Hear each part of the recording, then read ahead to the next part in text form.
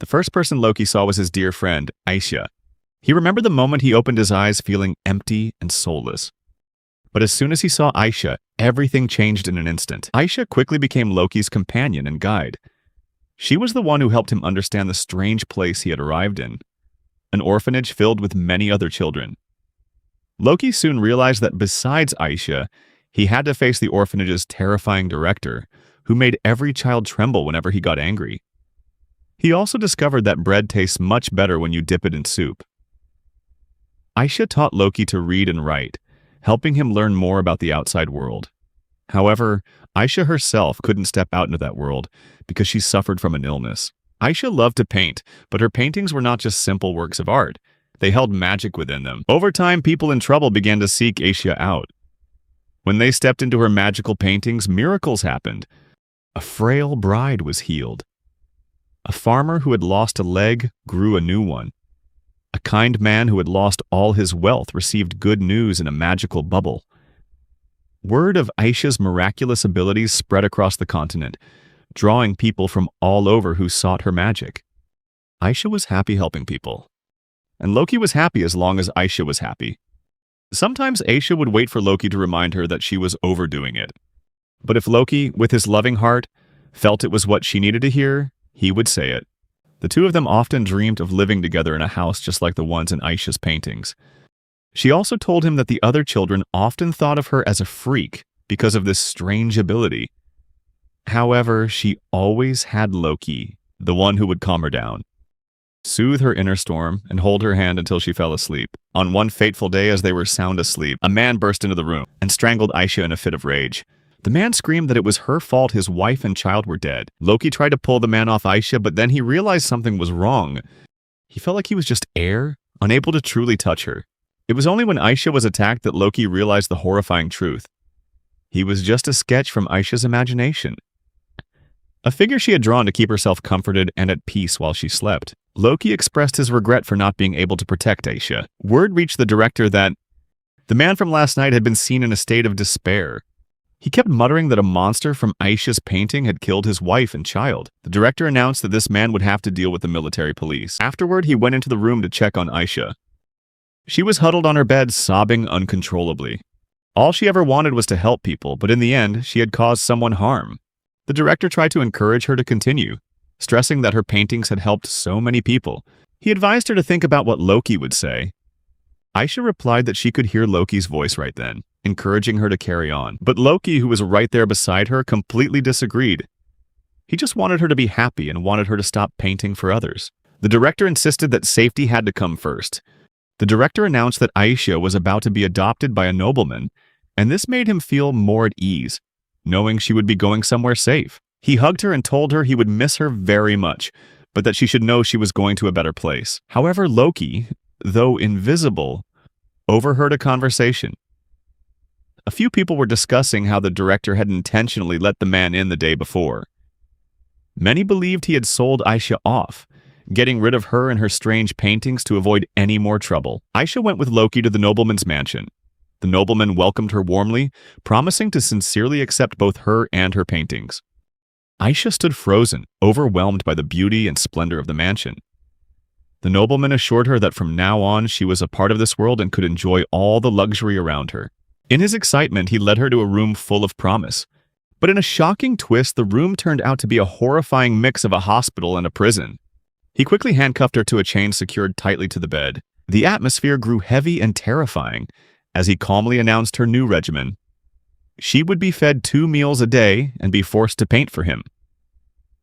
In a gruesome revelation, he mentioned her special technique, using her own blood. He even proudly boasted that he had arranged for a supply from a blood bank and had blood transfusions ready when needed. He declared that Aisha was the key to bringing joy to many people, painting a terrifying picture of the life she would now have to live to serve his ambitions. Aisha didn't resist. She just hugged Loki's drawing, whispering that everything was okay because she still had him with her. However, her face told a different story. Tears fell as pain slowly consumed her. Loki had no choice but to hold Aisha tightly. Suddenly, he could no longer hold back his emotions and cried out, "I hate humans!" After everything Aisha had endured, he couldn't blame himself for feeling so bitter. The sharp truth hung in the air that this world had become far too cruel. At a nearby bar, the townspeople were buzzing about a new discovery, a dead body that had just been found in the area. Word was spreading that corpses were turning up with alarming frequency, like uninvited guests. The strangest part was that these bodies had no blood left in them. Rumors started swirling that a monster was on the loose. But not everyone believed the story. A man in the bar shouted, "A monster? No way. That's just a fabrication. There's no place for creatures like that in the real world." Amidst the noisy chatter, a group of patrons spotted a hooded figure dragging something unusually heavy. Curious, one of them called out, asking where he was going with that thing. When he got no response, another person in the group grew wary and placed a hand on the hooded figure's shoulder, warning him about the rumored monster lurking around. Immediately, the hooded figure reacted harshly, shoving the man away, and yelling that he didn't want to be touched. Loki ventured into the forest, true to his promise to Aisha, to destroy the monsters born from her own creations. The talk from the bar still echoed in his mind. The bloodless corpses, and the secret that only he knew. Deep in the forest, Loki sensed a suspicious presence. A mysterious man shrouded in a sinister aura came into Loki's view, putting him on high alert. The mysterious man bore strange markings on his forehead, adding to the mystery of the encounter deep within the forest. There, a woman was on her knees, desperately begging for her life, as the mysterious man tormented her with wicked gestures and demanded she justify why she deserved to live. Loki stepped in, coldly ordering her to move aside so he could intervene. The mysterious man seemed amused and questioned Loki's heroic act, declaring that he never asked for any help. Observing Loki's cold detachment in the face of such cruelty, the man grew curious and mentioned a monstrous creature, the one people were calling the monster from that witch's paintings. Loki remained calm, completely unfazed. The mysterious man went on to reveal a horrifying truth.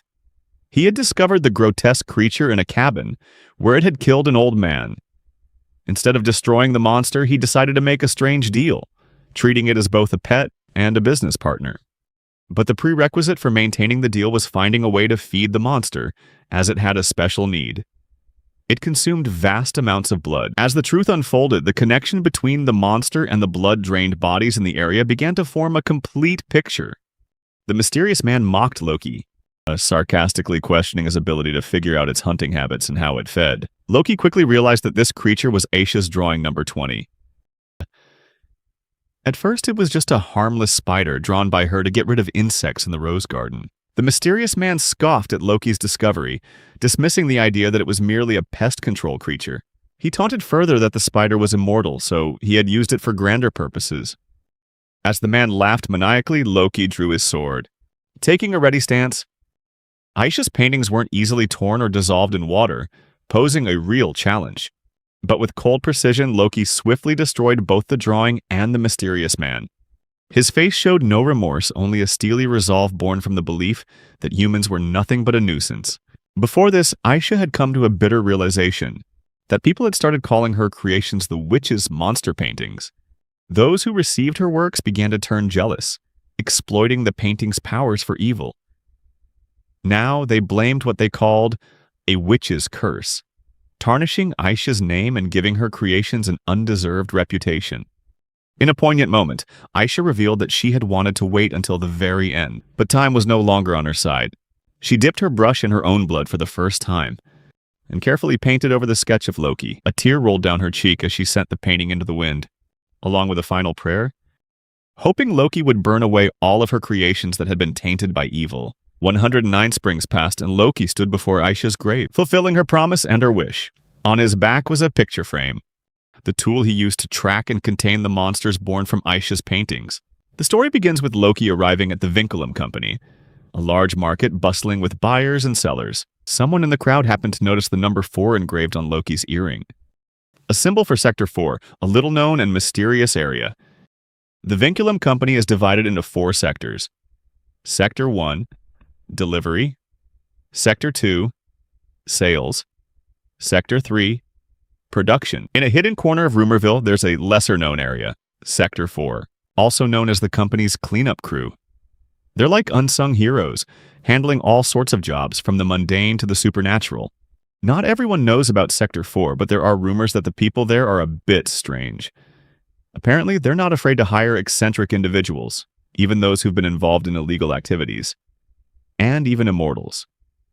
Despite all that, Sector 4 is no myth. Loki walked up to the reception desk with a calm demeanor and requested to be connected. A few seconds later, he was transferred to a call, where he heard a recorded message welcoming him to Sector 4 of the Vinculum Company. After identifying himself, Loki asked about Saxon. When he was switched to another line, a voice explained that the boss was currently busy with negotiations and was expected back in about a week. Loki, seizing the opportunity, told the secretary about the rumors surrounding Sector 4. The secretary confirmed that the boss had left a message for Loki. According to it, he wanted Loki to visit a certain craftsman. On his way, Loki approached a house and asked the maids gathered there if Mike Fisher was home. A beautiful woman came down the stairs asking Loki what business he had with her husband. Loki recalled what the secretary had told him. Shipments from a doll maker, someone the boss used to manage back in Sector 1, were being disrupted. The higher-ups thought it was a case for Sector 4 to handle, but the boss wanted Loki to deal with it personally. The final note from the secretary mentioned that the case was likely related to the blood paintings. Almost every traveler who passed by the craftsman's mansion had been rescued by him after an accident. Loki's mission this time was simple: incinerate all the blood paintings. There was no other option. Model. Loki looked the woman in the eye and asked her bluntly where her husband was. Just as Emma began to answer the question about Mike Fisher, a man in a state of panic rushed down the stairs. It was Mike, and he hastily asked his wife why she was down here when she was supposed to be resting. Emma explained that she just wanted to get some water, but Mike insisted that was the maid's job. Ultimately, Emma reluctantly agreed to go back to her room as her husband asked. Loki immediately switched into interrogation mode, first confirming that the man was indeed Mike Fisher, then asked why his shipments were delayed. Mike sighed and replied that he hadn't made anything worth shipping yet, and that it would probably take more time. Loki moved on to his second question, whether Mike knew anything about the witch's paintings. Mike said he had heard his father talk about them since he was a child. According to the story, there were 159 paintings in the collection, and the bloody paintings were a set of blood-red works drawn by Aisha, who was now called a witch. He explained that these paintings brought miracles, defying the laws of nature. However, to Mike, these paintings were just legends and fairy tales. He even seemed surprised that the Vinculum Company would want to get involved with such things. Loki quickly clarified that he was only there to supervise Mike's completion of the dolls. Mike didn't object and invited Loki to stay, saying he was used to having many visitors stop by. Mike laid out two conditions. Loki had to help with the housework and keep Emma's health condition a secret.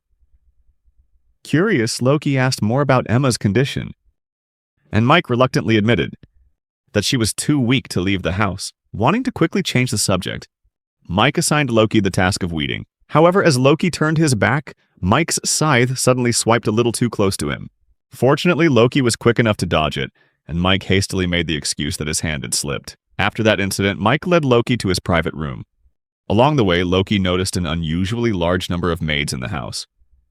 Mike explained that he had hired them since Emma fell ill, then pointed towards Emma's room at the end of the hall on the second floor, saying that Loki could visit her any time. Just as Mike left while Loki was still trying to get his bearings, a large chandelier suddenly came crashing down right where he was standing. Luckily, Loki dodged it in the nick of time. Unbeknownst to him, a maid had deliberately staged the accident, with the intent of harming Loki. As Loki tried to piece together the strange events, he asked a maid about the previous visitors to the house. To his surprise, he discovered that all the maids were mute for some unknown reason. After some searching, Loki found Emma's room. As he stepped inside, a strange sense of familiarity washed over him. Her posture on the bed, along with the IV drip beside her, was reminiscent of Aisha. For a brief moment, Emma recognized Loki and warmly asked if he had come to stay with her. She cheerfully offered to make him some tea, showing her hospitality. But Loki, as usual, got straight to the point, asking Emma directly if she knew anything about the witch's paintings. Emma was surprised and asked in return if Loki had come to tell stories about those paintings. Realizing this line of questioning wasn't getting him anywhere, Loki moved on to his next question. He wanted to know if Emma knew why her husband's doll shipments were delayed. This question left Emma stunned. She insisted that her husband worked all day and retreated to his doll room at night. According to Mike, all the money from selling the dolls was used to pay the salaries of the maids they now had in the house. Emma sincerely apologized for not understanding her husband's work and explained the communication gap between them. She attributed this to Mike's busy schedule and her own poor health, which prevented them from talking often. Loki began to suspect that Mike might be intentionally keeping Emma confined to the house, but Emma quickly defended her husband, attributing it to his social awkwardness. Recalling the past, Emma recounted their love story. It was a chance encounter when Mike was a puppeteer in a traveling troupe, while she lived in a luxurious mansion. Theirs was a story of love at first sight, a romance that crossed the class divide between the rich and the poor. Driven by love, Emma gave up her wealthy life to be with Mike. In the early days, they faced financial hardship, struggling to make ends meet and getting by day, long before Mike's puppetry was recognized. Emma was always happy by his side. This story reminded Loki of Aisha, and he quickly left the room.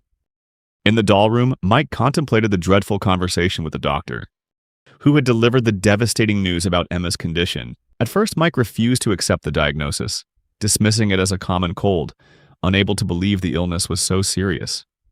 However, the doctor remained firm, warning that Emma didn't have much time left. Just then, a maid timidly approached and reported to Mike that her attempt to harm Loki had failed. Mike seemed indifferent, uninterested in the details, and gave her a more important task: to collect Loki's blood. This was a ritual she had performed on other guests before. Since the first attempt had failed, Mike ordered her to try again, undaunted. The maid took a knife and headed straight for Loki's room. But when she arrived, she was surprised to find the bed empty. Loki wasn't there. Meanwhile, Loki had quietly gone to the doll room and confronted Mike, questioning him about the constant assassination attempts and the sinister purpose behind collecting blood from guests. The conversation grew tense as Loki delved deeper into the mystery. He pointed out that there had been a total of 12 attempts on his life. The first was by Mike himself, and the rest were carried out by the maids. Loki explained that he had realized the horrible truth. The maids were part of the blood painting. He warned Mike that the painting was reaching its limit. The maids depended on blood to survive, and it was only a matter of time before they lost control and began to kill indiscriminately. Mike retorted, claiming Loki didn't understand the situation and was being arrogant, thinking he knew everything. However, Loki's prediction quickly came true. The maids had lost control and were rushing up the stairs, heading straight for Emma. Quick on his feet, Loki used his absolution frame, second form, swiftly intercepting the maids in the narrow hallways. The danger was averted, but Loki soon realized a terrifying truth. The painting had taken control of the dolls, seeping into their joints and turning them into its instruments. He recognized it as painting number 24, titled The Marionette's Love. Loki connected the dots, recalling the story that originated with Astoria and Aisha. She had created a puppet that fell in love with its puppeteer. The painting was brought to life by the tears of a lover. Initially, the man who owned the painting was thrilled that his doll had come to life, but soon he grew dissatisfied and started creating more dolls. The painting, over time, began to demand blood, and the magical tears that started it all had gradually turned into the chaos of today. In the name of the witch Aisha, Loki sealed the corrupted painting into his own frame, ending the chaos. However, Mike was displeased as he watched this unfold, lamenting that he needed the dolls to sustain his life. Loki, annoyed, questioned why humans who were given free will would choose to live like puppets. Emma, trying to ease the tension, suddenly asked Mike a bold question: if he regretted marrying her. Given our current situation, Emma reflected, remembering the transition from lavish strolls in the garden to their house becoming filled with flashy furniture. But sometimes she felt like she was just a lonely person in her own mansion. Mike retorted, admitting that no matter how hard he tried, it never seemed to be enough. He confessed that he had always been looking at the gap between the ideal and the reality of their marriage, hoping that building a perfect future would erase Emma's unhappiness. He confided that he was haunted by the thought that Emma had married someone beneath her, and that he had taken away the luxurious life she once had. Mike was drowning in guilt over expectations that were never met. In an emotional moment, Emma gently raised 2 fingers, asking Mike if he remembered what the gesture meant. The scene flashes back to the past, recounting Emma's engagement to a man she didn't love. An arranged marriage set up by her father, who always saw women as commodities to be traded. It was during that difficult time that Mike first made the 2-finger gesture, like a pair of scissors, keys symbolizing a promise to cut away everything Emma didn't want to keep. Emma, blushing but still playful, asked Mike if that was his strange way of proposing. She confessed that Mike was the one she truly loved. These sweet memories brought a moment of tenderness to their complicated history, helping to illuminate the sincere love between them. Despite the hardships they had faced, Spider Loki, having finished all matters related to the blood painting, began his journey back to headquarters. To save time, he took a deserted highway that led straight there. Along the way, Loki encountered two townspeople muttering about the dangers of traveling on this road. They spoke of a monster that targeted merchants. During their conversation, they expressed hope of finding someone to guide them. Upon seeing Loki's symbol, the two townspeople breathed a sigh of relief, realizing they had just found the person they were looking for. The symbol on Loki indicated he was from the Vinculum Company, with whom they had an agreement. However, Loki had no idea what was going on, leading to confusion on both sides. The two townspeople introduced themselves as guards from the village of Tanita. They explained that a series of horrific murders and robberies had been occurring along the old highway they were on. According to the village's theory, merchants were the sole targets of these attacks. Therefore, the villagers had contacted the Vinculum Company, known for having the largest merchant network on the continent, to ask for help. The air between them was filled with suspicion and confusion. The two guards began to suspect they might have the wrong person, as Loki also seemed lost and didn't appear ready to help. For his part, Loki was even more confused because he hadn't received any instructions from the company about helping Tanita village. Another thing that made the two guards even more suspicious was the information they received from the company, stating that two merchants would be sent to assist the village. Hearing that, Loki realized the mission required two people, but he was alone. Loki wondered who the second person on this mission could be. Immediately, he was ambushed by an agile attacker, skilled in using handcuffs. As expected, Loki blocked the attack and quickly regained the upper hand. The attacker, in a familiar tone, asked Loki, "You've gotten stronger, haven't you?" implying that Loki could now easily block his attacks. That crazed attacker was none other than Tao Yuan, also known by his nickname White Flash, a member of Sector 4 of the Vinculum Company, just like Loki. And yes, Tao Yuan was the second merchant assigned to the mission with Loki. After their dangerous and somewhat bizarre reunion, Tao Yuan introduced them with a humorous yet sarcastic flair. He introduced himself as White Flash, currently undergoing rehabilitation after a 10-year career as a professional pickpocket. Then he turned to Loki, calling him by the nickname the quiet and emotionless blood painting addict. These two were the Vinculum Company's response to Tanita Village's request for help. As a natural reaction, the village guards began to mutter in disbelief, worried about entrusting their lives to a blood painting addict and a reformed pickpocket. One person in the group whispered, "Why is Tao Yuan in handcuffs?" With a playful attitude true to his character, Tao Yuan told everyone to ignore the handcuffs, explaining they were just a self-imposed measure to prevent him from unconsciously stealing things. To illustrate his point, Tao Yuan laughed and apologized to Loki for being late, while also informing him that the boss wanted them to handle this mission together. However, while speaking, Tao Yuan skillfully stole an item from Loki without making a sound. Of course, Loki noticed immediately and, in a calm but firm voice, told Tao Yuan to return what he had just stolen. Tao Yuan apologized to Loki, blaming his hard-to-break old habits, and said he was in the process of rehabilitation, or at least trying to improve. Their playful and irresponsible display unfolded right in front of the guards, making them even more doubtful that these two merchants could actually help the village. But with no other option, they realized that Loki and Tao Yuan were the only hope they had, as there was no one else to turn to. So, the group of guards led the duo to Tanita village, hoping they could put an end to the series of brutal murders that were terrorizing the entire village. Hearing that the bodies were horribly mutilated, Loki's interest in the case grew. Upon arriving at the village, they witnessed a horrific scene. Bodies or half-dead bodies hung from trees, scattered everywhere, outnumbering the living villagers. The attack had just occurred for the 5th time, leaving a merchant sliced in half and his goods completely looted. The guards quickly informed the mayor that the representatives from the Vinculum Company had arrived. The mayor warmly welcomed Loki and Tao Yuan, thanking them for coming to help. He explained that the village had sent a request to Sacred Mercenary for assistance, but that organization was busy with an investigation and couldn't help immediately. The mayor began to detail the situation. The guards were taking down the bodies, or at least their lower halves, as the upper parts of the bodies were all missing, leaving only 2 bound legs behind. Loki and Tao Yuan analyzed the scene together. Noting that the bodies were placed in conspicuous locations, they concluded that the perpetrator was either very confident or was showing off the number of people they had killed. They pointed out that if this were the work of robbers, they would usually hide the bodies to avoid drawing attention. But here, the bodies were deliberately displayed. This led them to assume that the display of the bodies had a clear purpose. As the guards witnessed the precise and thorough analysis of Loki and Tao Yuan, their impression of the two quickly improved. Their initial doubts began to fade as they realized the duo's professionalism.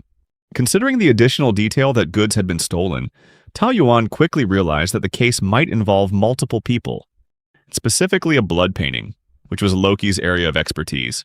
This was a chance for Loki to shine. Loki continued his analysis, suggesting that the removal of the victims' upper torsos played a crucial role in the blood painting. Based on the wounds on the bodies, he predicted that the weapon used had a saw-like form. Furthermore, since there were no footprints around the scene, Loki theorized that this blood painting was capable of flight. Tao Yuan was astonished by Loki's sharpness and experience, admiring how quickly he pieced all the clues together. As the investigation continued, Tao Yuan revealed that Saxon had told him the odd jobs Sector 4 takes on are just a front. Their real goal is to recover all the blood paintings. Coincidentally, this was also Tao Yuan's first mission involving a blood painting. He encouraged Loki, telling him they should just do their best. But their moment was quickly interrupted when a little girl was stopped by the guards. The girl was looking for her father, which made Loki and Tao Yuan ask who he was. They learned she was the only survivor from the ambushed convoy, found unconscious and completely distraught. As the little girl approached one of the bodies, she collapsed and burst into tears, vowing to never forgive the monster that did this. Loki watched intently, then gently asked the little girl to tell him everything that happened. The little girl began her tragic story, saying that everything happened in the blink of an eye. A monster, completely cloaked in black with sharp teeth, appeared floating right in front of them. When she made eye contact with it, a powerful force suddenly struck her. She said that if she hadn't been thrown under the carriage, she would have died right then and there. After recounting the horrific story, the girl desperately begged them to take her with them, even if it meant using her as bait. She insisted that she was willing to do anything to avenge her father, even if it meant walking into hell. Tao Yuan tried to calm the little girl down, assuring her they would never use her as bait. However, Loki, determined to collect the blood paintings at any cost, immediately agreed to the plan of using the little girl as bait. Meanwhile, at the villains' camp, they were laughing and bragging about their loot and the lives they had taken. They joked sickeningly, even fantasizing about mating and wanting to try it with the doll, which only highlighted their depravity and cruelty. Back in the village, the mayor led Loki and Tao Yuan to the guest house that had been prepared for them. Loki immediately asked if the people who had tended to the girl's wounds saw any symbols on her body. When the answer was no, Loki ruled out the possibility that the little girl was the owner of the blood painting. Tao Yuan focused on the girl's well-being, offering his condolences and comforting her by saying that her father, even though he didn't make it, would be happy to know that she had at least survived. Loki then asked the girl if anything strange happened before she lost consciousness. Just then, a representative from Sacred Masonot appeared, with timing so perfect it seemed planned. The person in charge approached the mayor, apologized for being late, and then quickly began to sing the praises of Masonot's principles. He emphasized their mission was to preserve all good values like culture, ideology, language, nature, life, and everything beautiful. Finally, the representative announced that they would handle the merchants' bodies and deal with the bandits.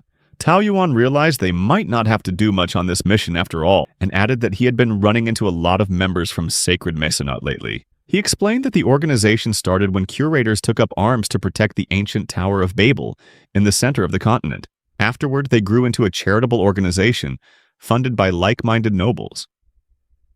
Thanks to this support, Sacred Masonot became a voice across the continent, calling for help and salvation. In the midst of this, the little girl suddenly recognized a man in the crowd. It was the same man she had seen just before she passed out during the ambush. According to the girl, their convoy had stopped because this man was lying in front of the carriage, looking like he had collapsed dead in the middle of the road. The suspicious man quietly slipped away from the crowd. But Loki didn't have time to play detective. He quickly chased after the suspect. Tao Yuan tried to get Loki to calm down and gather some information first. Meanwhile, the little girl tried to stop Tao Yuan, pretending to be sad and weak to fool him for a moment. However, unexpectedly, the little girl pulled out a green dagger and attacked Tao Yuan. He was lucky enough to dodge just in time, but the attack was so precise it missed his eye by mere inches. The girl took off her glasses and dropped her innocent facade, revealing her true evil and dangerous nature. Where they were standing, her henchmen had already surrounded the entire area, blocking off every escape route. Even Tao Yuan realized they were cornered and outnumbered. But that didn't make him panic. Trusting in his own strength, he used his absolution frame, first form, wiping out most of the girl's accomplices, even while he was still in handcuffs.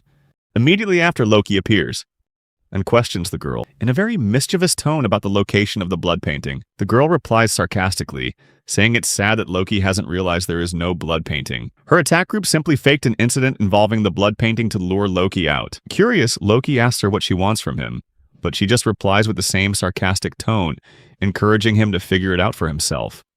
As Loki and the girl continue to trade words, Tao Yuan is cleaning up her henchmen. After a short war of words, Loki quickly gains the upper hand, putting her at a disadvantage in a flash. But then there's an unexpected twist. As Loki's blade gets close to her throat, she suddenly uses his blade to slash across her own chest, causing blood to spray and cover Loki's face.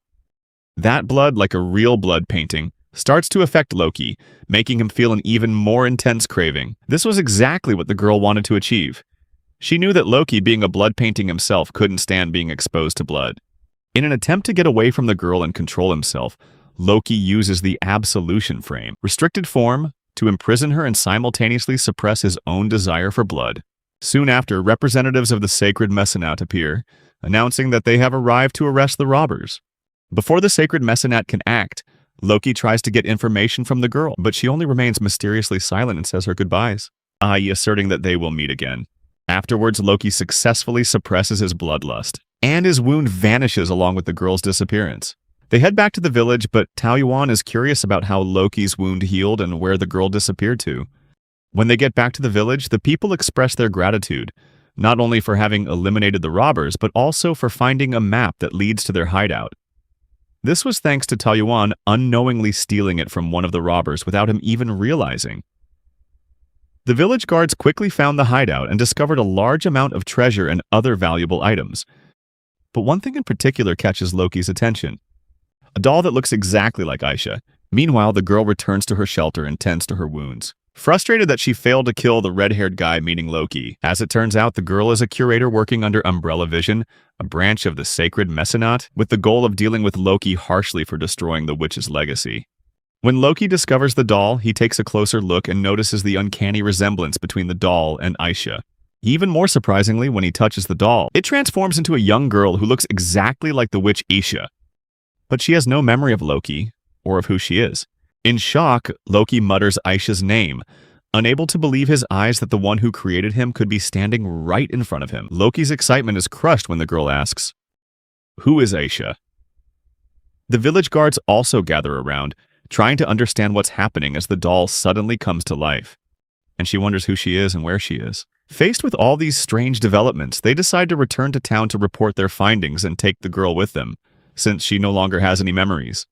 The girl was considered very valuable to the Vinculum Company, so Loki and Tao Yuan decided to take her back to the company headquarters to be cared for. They said goodbye to the villagers and set off to return to the company headquarters.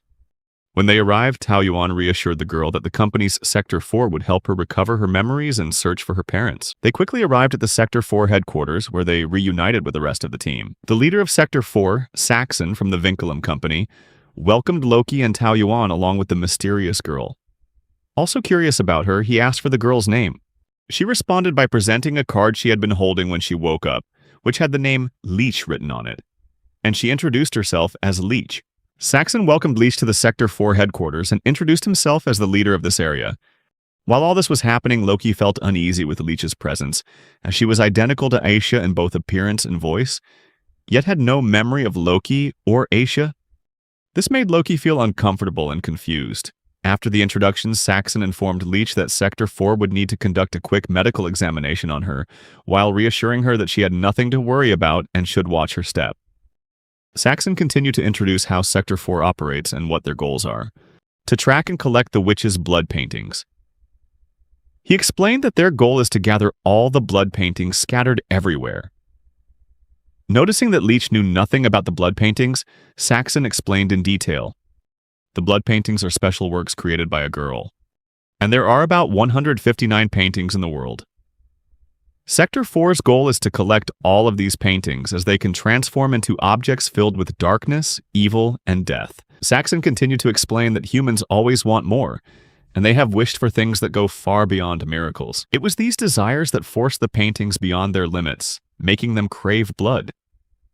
If these paintings touch even a single drop of blood, they will turn into tools of destruction and can never return to being the magical paintings they once were. After the brief explanation, Saxon didn't expect Leech to understand immediately. They walked to the main hall, where they were nearly shot by another member of the sector. Here, Leech met the remaining members of Sector 4 present at the headquarters. One of the members, a woman, started teasing Loki about how Leech was identical to Aisha, and asked him how he felt seeing the resemblance. This angered Loki, and he glared at her, which she found very amusing and couldn't stop teasing him about. Saxon intervened, stopping the argument, and ordered Loki to go seal the newly collected blood painting at the headquarters. He also told the girl who was teasing Loki to fix the wall they had damaged, then asked Leech and Tao Yuan to follow him to the lab. However, as everyone was about to follow his orders, they discovered that Leech had disappeared. She had followed Loki down to the vault where the blood paintings were being kept. Loki sealed the blood painting, freeing it from its suffering. Before realizing Leech was standing nearby, he asked her why she came down here, and she explained that she was simply curious about the person she looked like. Leech then asked if Loki knew that person, adding that he had called her Aisha when they first met. This caused Loki to explode in anger, and he screamed at her to stop, admitting that this resemblance was making him uncomfortable. He said that having Leech look at him with the exact same eyes as Aisha, but as a complete stranger, was messing with his mind. Loki even warned that he wouldn't hold back if Leech really was a blood painting that had transformed into Aisha. This made Leech feel terrible. She wondered what she had said or done to make Loki so furious. As Leech cried, her tears fell onto the painting Loki had just sealed, causing the signature and the bloodstain on it to gradually disappear. In an attempt to fix the damage, she redrew the signature with her tears. As she did this, the magical painting that the monster once was suddenly came back to life, and she reversed the transformation that blood paintings undergo, something that was thought to be impossible until now. Leech began to play with her new friend, a bird from a painting, but her joy was quickly cut short by a member of Area 4 who was looking for her to conduct tests. This member teased her, saying that they would draw every last drop of blood from her body. Hearing that, as expected, Leech panicked and made her new bird, now her companion, attack the person from Area 4. An opportunity to escape opened up from there, and Leech and the bird quickly fled. Upon realizing they had escaped, the Area 4 member suddenly discovered that the bird was actually a blood painting, making the situation much more dangerous than he had anticipated. He tried to call Leech back, but just like anyone else, she didn't want to have all her blood drawn. Meanwhile, Tao Yuan began searching for Leech, while Loki came in to report to Saxon that he had finished sealing the blood paintings. During their conversation, Loki and Saxon discussed the Sacred Art Organization and the group of robbers they had encountered earlier. According to his findings, Saxon revealed that the mysterious group of robbers was collecting blood paintings and seemed to be plotting something terrible with the paintings they had gathered. Saxon suspected that the incident in the village was caused by this group to get Loki out of the picture and prevent him from destroying the blood paintings. Although this was just speculation, Saxon assured him that he would continue to investigate further. As for Leech, nothing unusual was found during her tests, and the results showed she was a completely normal human who just happened to have an uncanny resemblance to a witch. Eventually, a member of the group found her, but Leech continued to flee, forcing Loki and the others to contact her through the blood painting. It turned out that blood paintings had the ability to allow people to communicate over long distances. Leech's ability to transform the blood paintings into magical ones astonished everyone, and after a while they found her to witness it for themselves. When Loki tried to take the creature from Leech, she resisted in the exact same way Aisha had reacted when she created the painting, and it was taken from her. This made Loki change his mind about destroying the blood painting, instead postponing the inevitable. To all the Area 4 members who witnessed it, this came as a huge shock. Based on what had happened, they slowly came to the conclusion that Leech might be the second witch. While some members of Area 4 took Leech shopping, Loki watched from a distance, seeing Leech run through the streets, looking exactly like the person he loved, Aisha. This brought to his mind a deep memory of Aisha when she was confined to the mansion, once asking him what the outside world looked like. Mona, a member of Area 4, advised Leech to stay close to her because the market was very crowded. Mona planned to buy clothes and underwear first, then other necessities. Loki silently followed them from afar, but kept his distance so as not to get too close. Levi complained about feeling Loki's sharp gaze from a distance, while Kite wondered why Loki would join them if he disliked crowds. Tao Yuan, ever cheerful, expressed his surprise and excitement at seeing Loki follow them to the festival. Earlier that morning, Mona had asked the director if she could take Leech out to a nearby festival to buy new clothes for her. The director happily agreed, saying she could go. When Tao Yuan heard about this, he also asked for permission to go with Moana. Levi decided to join so he wouldn't miss out on the good sales. Heidal joined in as well, hoping to meet someone at the festival, perhaps a beautiful lady. When Loki appeared, he simply said that he wanted to go with everyone. Levi asked Loki if he was being serious, and Loki explained that because Leech was connected to the blood painting, he couldn't let her out of his sight. At the market, Levi complained that Loki was acting like a stalker, always worrying excessively about Leecha. Levi found it strange that Loki always kept an awkward distance, yet insisted on watching her while refusing to be friendly.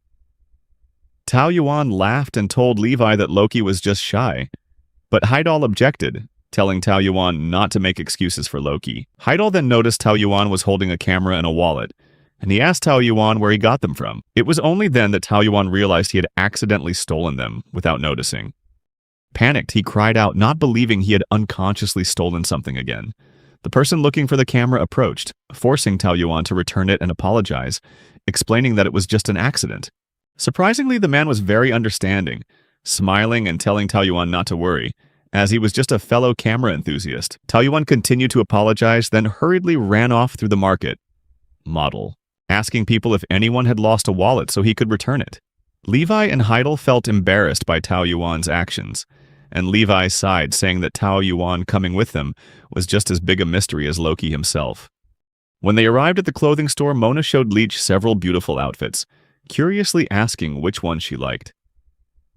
Anxiously, Leecha confessed that she couldn't afford any of them.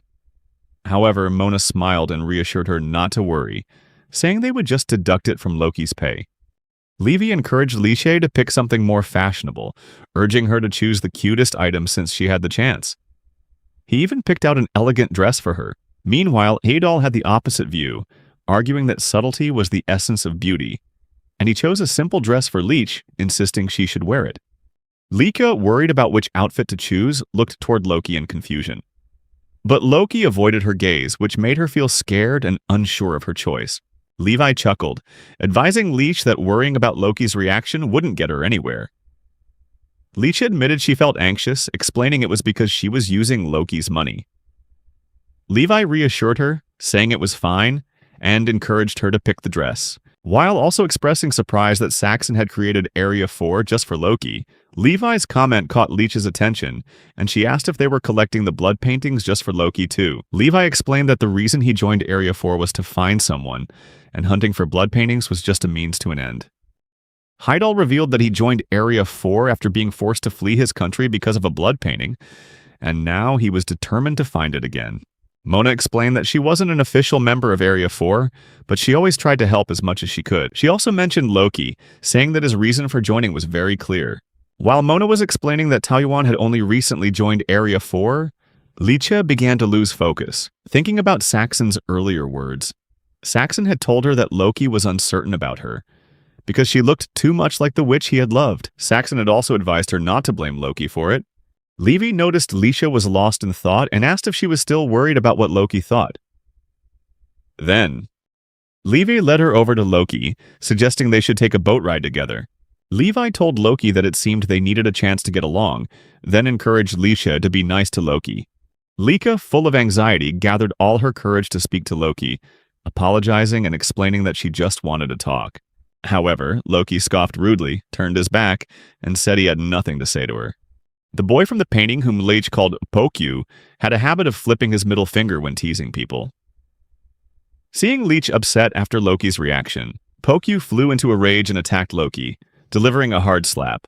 Loki furiously grabbed Pokyu and demanded an explanation for the slap. Loki angrily threw Pokyu back at Leecha. Pokyu then burst into tears as Leecha checked to see if he was okay. Despite this, Pokyu taunted Loki again, irritating him even more. Meanwhile, Leech asked Pokyu why he was behaving like that. Her actions reminded Loki of Aisha. He became frustrated, recalling a time when he was taking care of Aisha's pet, a chick, and the blood painting related to it, back when Aisha was still alive. Even though Loki had tried desperately to get Aisha's attention, standing right beside her, she never even noticed his presence, and he grew even more annoyed seeing Leech cuddling Pokyu. In a fit of rage, Loki quickly snatched Pokyu and threw him into the lake. The other members who witnessed the whole thing were embarrassed by Loki's actions. Pokyu, furious at being thrown into the water, immediately fought back, lunging at Loki, and pulling them both into the water. Leech started to panic and Heidel had no choice but to help pull the boat back to the dock. As she got off the boat, Leech asked what to do about Pokyu and Loki. Levi advised her to leave them be, saying she shouldn't waste her time worrying about them, as they still had a lot of shopping to do. While the other members of Area 4 continued their stroll through the market, everything around Leech suddenly froze. The people and sounds vanished, leaving only Leech, who seemed to be unaffected by this strange phenomenon. The photographer from atop a hill walked down with a terrifying smile, approaching Leech and asking why she could still move. Leech realized it was the man from before. The man wondered if the reason she could move was because he hadn't supplied enough blood to the camera. Then he pointed the camera at a passerby and the camera transformed, revealing sharp teeth. It bit into the passerby's back and ripped off a piece of their flesh. The man decided to try again and take a picture of Lisha, but she ran away. Unfortunately, her cloak got caught on the frame, freezing her in place for a moment. She quickly threw off her cloak and escaped, but the man continued to chase her with his camera. Lisha hid well while the man hunted for her everywhere. Unfortunately, Pokyu happened to fly towards her and landed on the ground. Leech, happy to see it, asked Pokyu where Loki was, but Pokyu pretended not to know. Saxon suddenly called out, and Leech and Pokyu had to cover their mouths to stay quiet. Leech whispered everything to Saxon, recounting the entire incident. Saxon warned her about the involvement of the blood paintings, and advised her not to get caught. When Leech asked about leaving the others behind, Saxon sadly confirmed that they had no choice.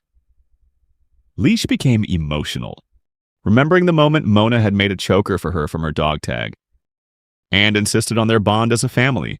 The photographer discovered Leech's hiding spot and prepared to take her picture. However, Pokyu bravely sacrificed itself by pushing Leech aside, getting caught in the picture instead.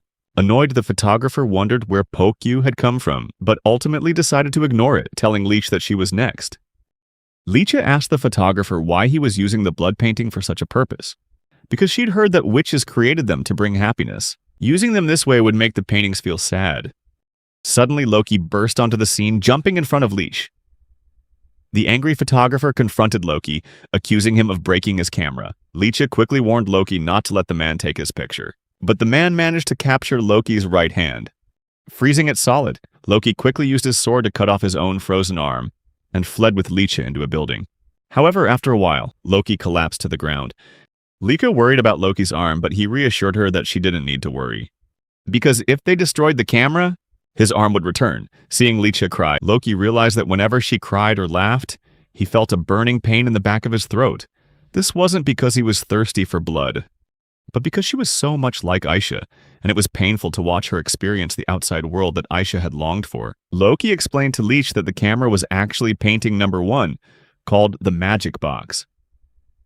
Originally, it was just a simple sketch in the shape of a camera that Aisha had imagined while she was locked in the tower.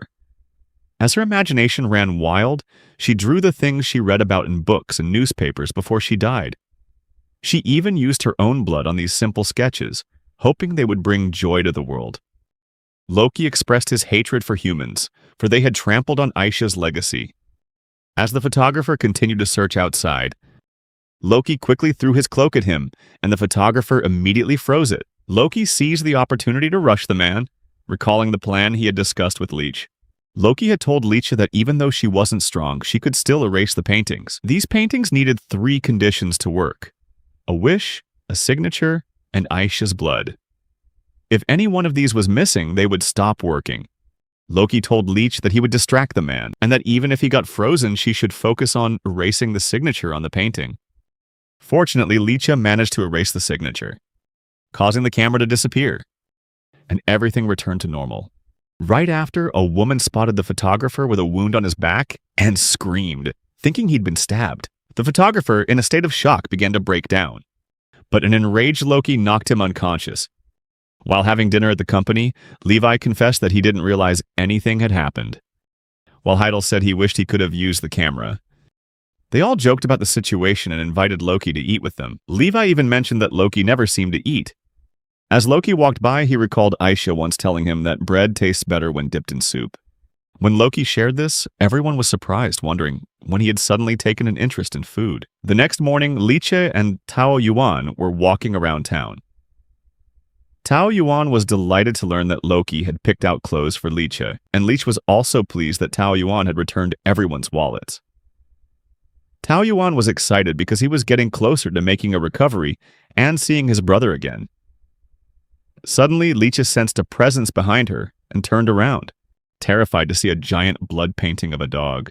But after rubbing her eyes, she found that the dog was gone, as if it had never been there at all. After she tried on a new outfit from the market, the members of Section 4 continued to compliment Leech on her appearance. Saxon then mentioned the strange phenomenon of Leech being able to move, even though the entire village had been frozen by the photographer earlier. This was similar to how the blood paintings didn't affect Aisha, and it seemed Leech possessed the same ability. Afterward, the members of Section 4 received a report about a strange disease called Ishus. According to the report, someone from Section 1 had contracted it, and its method of transmission was still unknown. The infected would develop skin discoloration that resembled bandages, eventually becoming mummified and dying once their entire body was covered. At the same time, rumors circulated about a large black dog appearing in town, suggesting a possible link between the disease and the blood paintings. Leech told Saxon she had seen the dog, and that it had vanished quickly, seemingly in pain. The painting had even asked for her help, which surprised Loki, since this was the first time a painting had approached Leech on its own. Leech added that if someone was using the witch's paintings for evil purposes, she wanted to stop them. Saxon agreed, reassuring her that dealing with the painting would be possible with her and Loki working together. He ordered them to go to the infected town to investigate. Since Tao Yuan had relatives there, Saxon encouraged him to join as well, though Loki warned of the risk of infection. Saxon then informed them of the sacred Mizanat organization's involvement in the scheme. The trio set off for the town. When they arrived, guards stopped them from entering.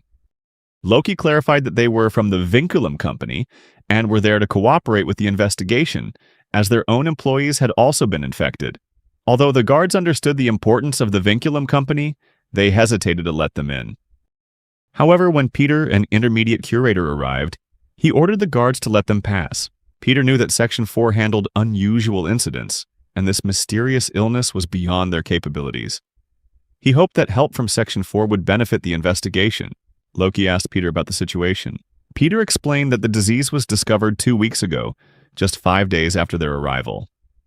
The number of infected was increasing daily, and they had already identified 4 cases within their own group.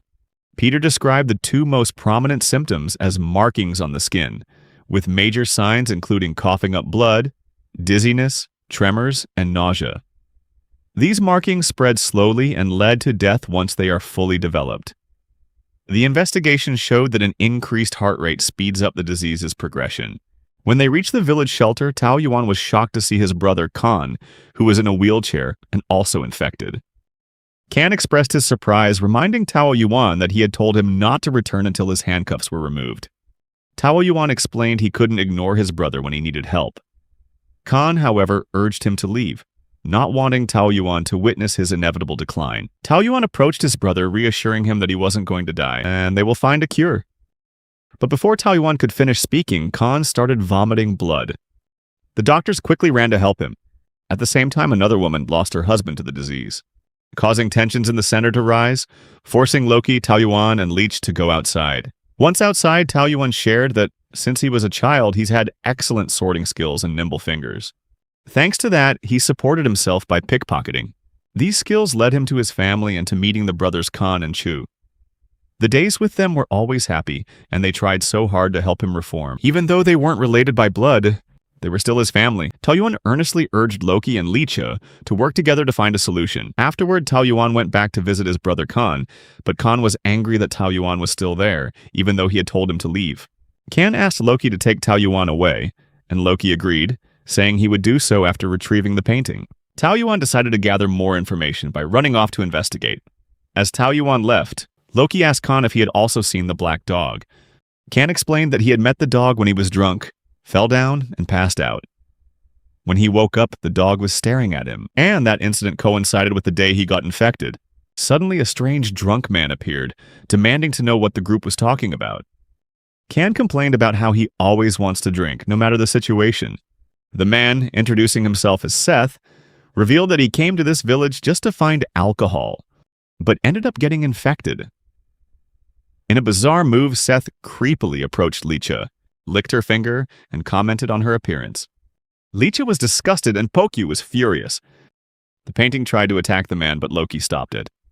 Meanwhile, Tao Yuan spoke with the infected members from Area 1, and they recounted that during a mission to transport the village's alcohol to the market, heavy rain made travel difficult, injuring many, so they decided to stay overnight in a shelter. While they were waiting, a giant shadow of a dog suddenly appeared and looked down on them. The members from Area 1 started to panic, asking Loki if they would be okay. Peter arrived at the scene, and Loki asked him if he knew about the blood painting.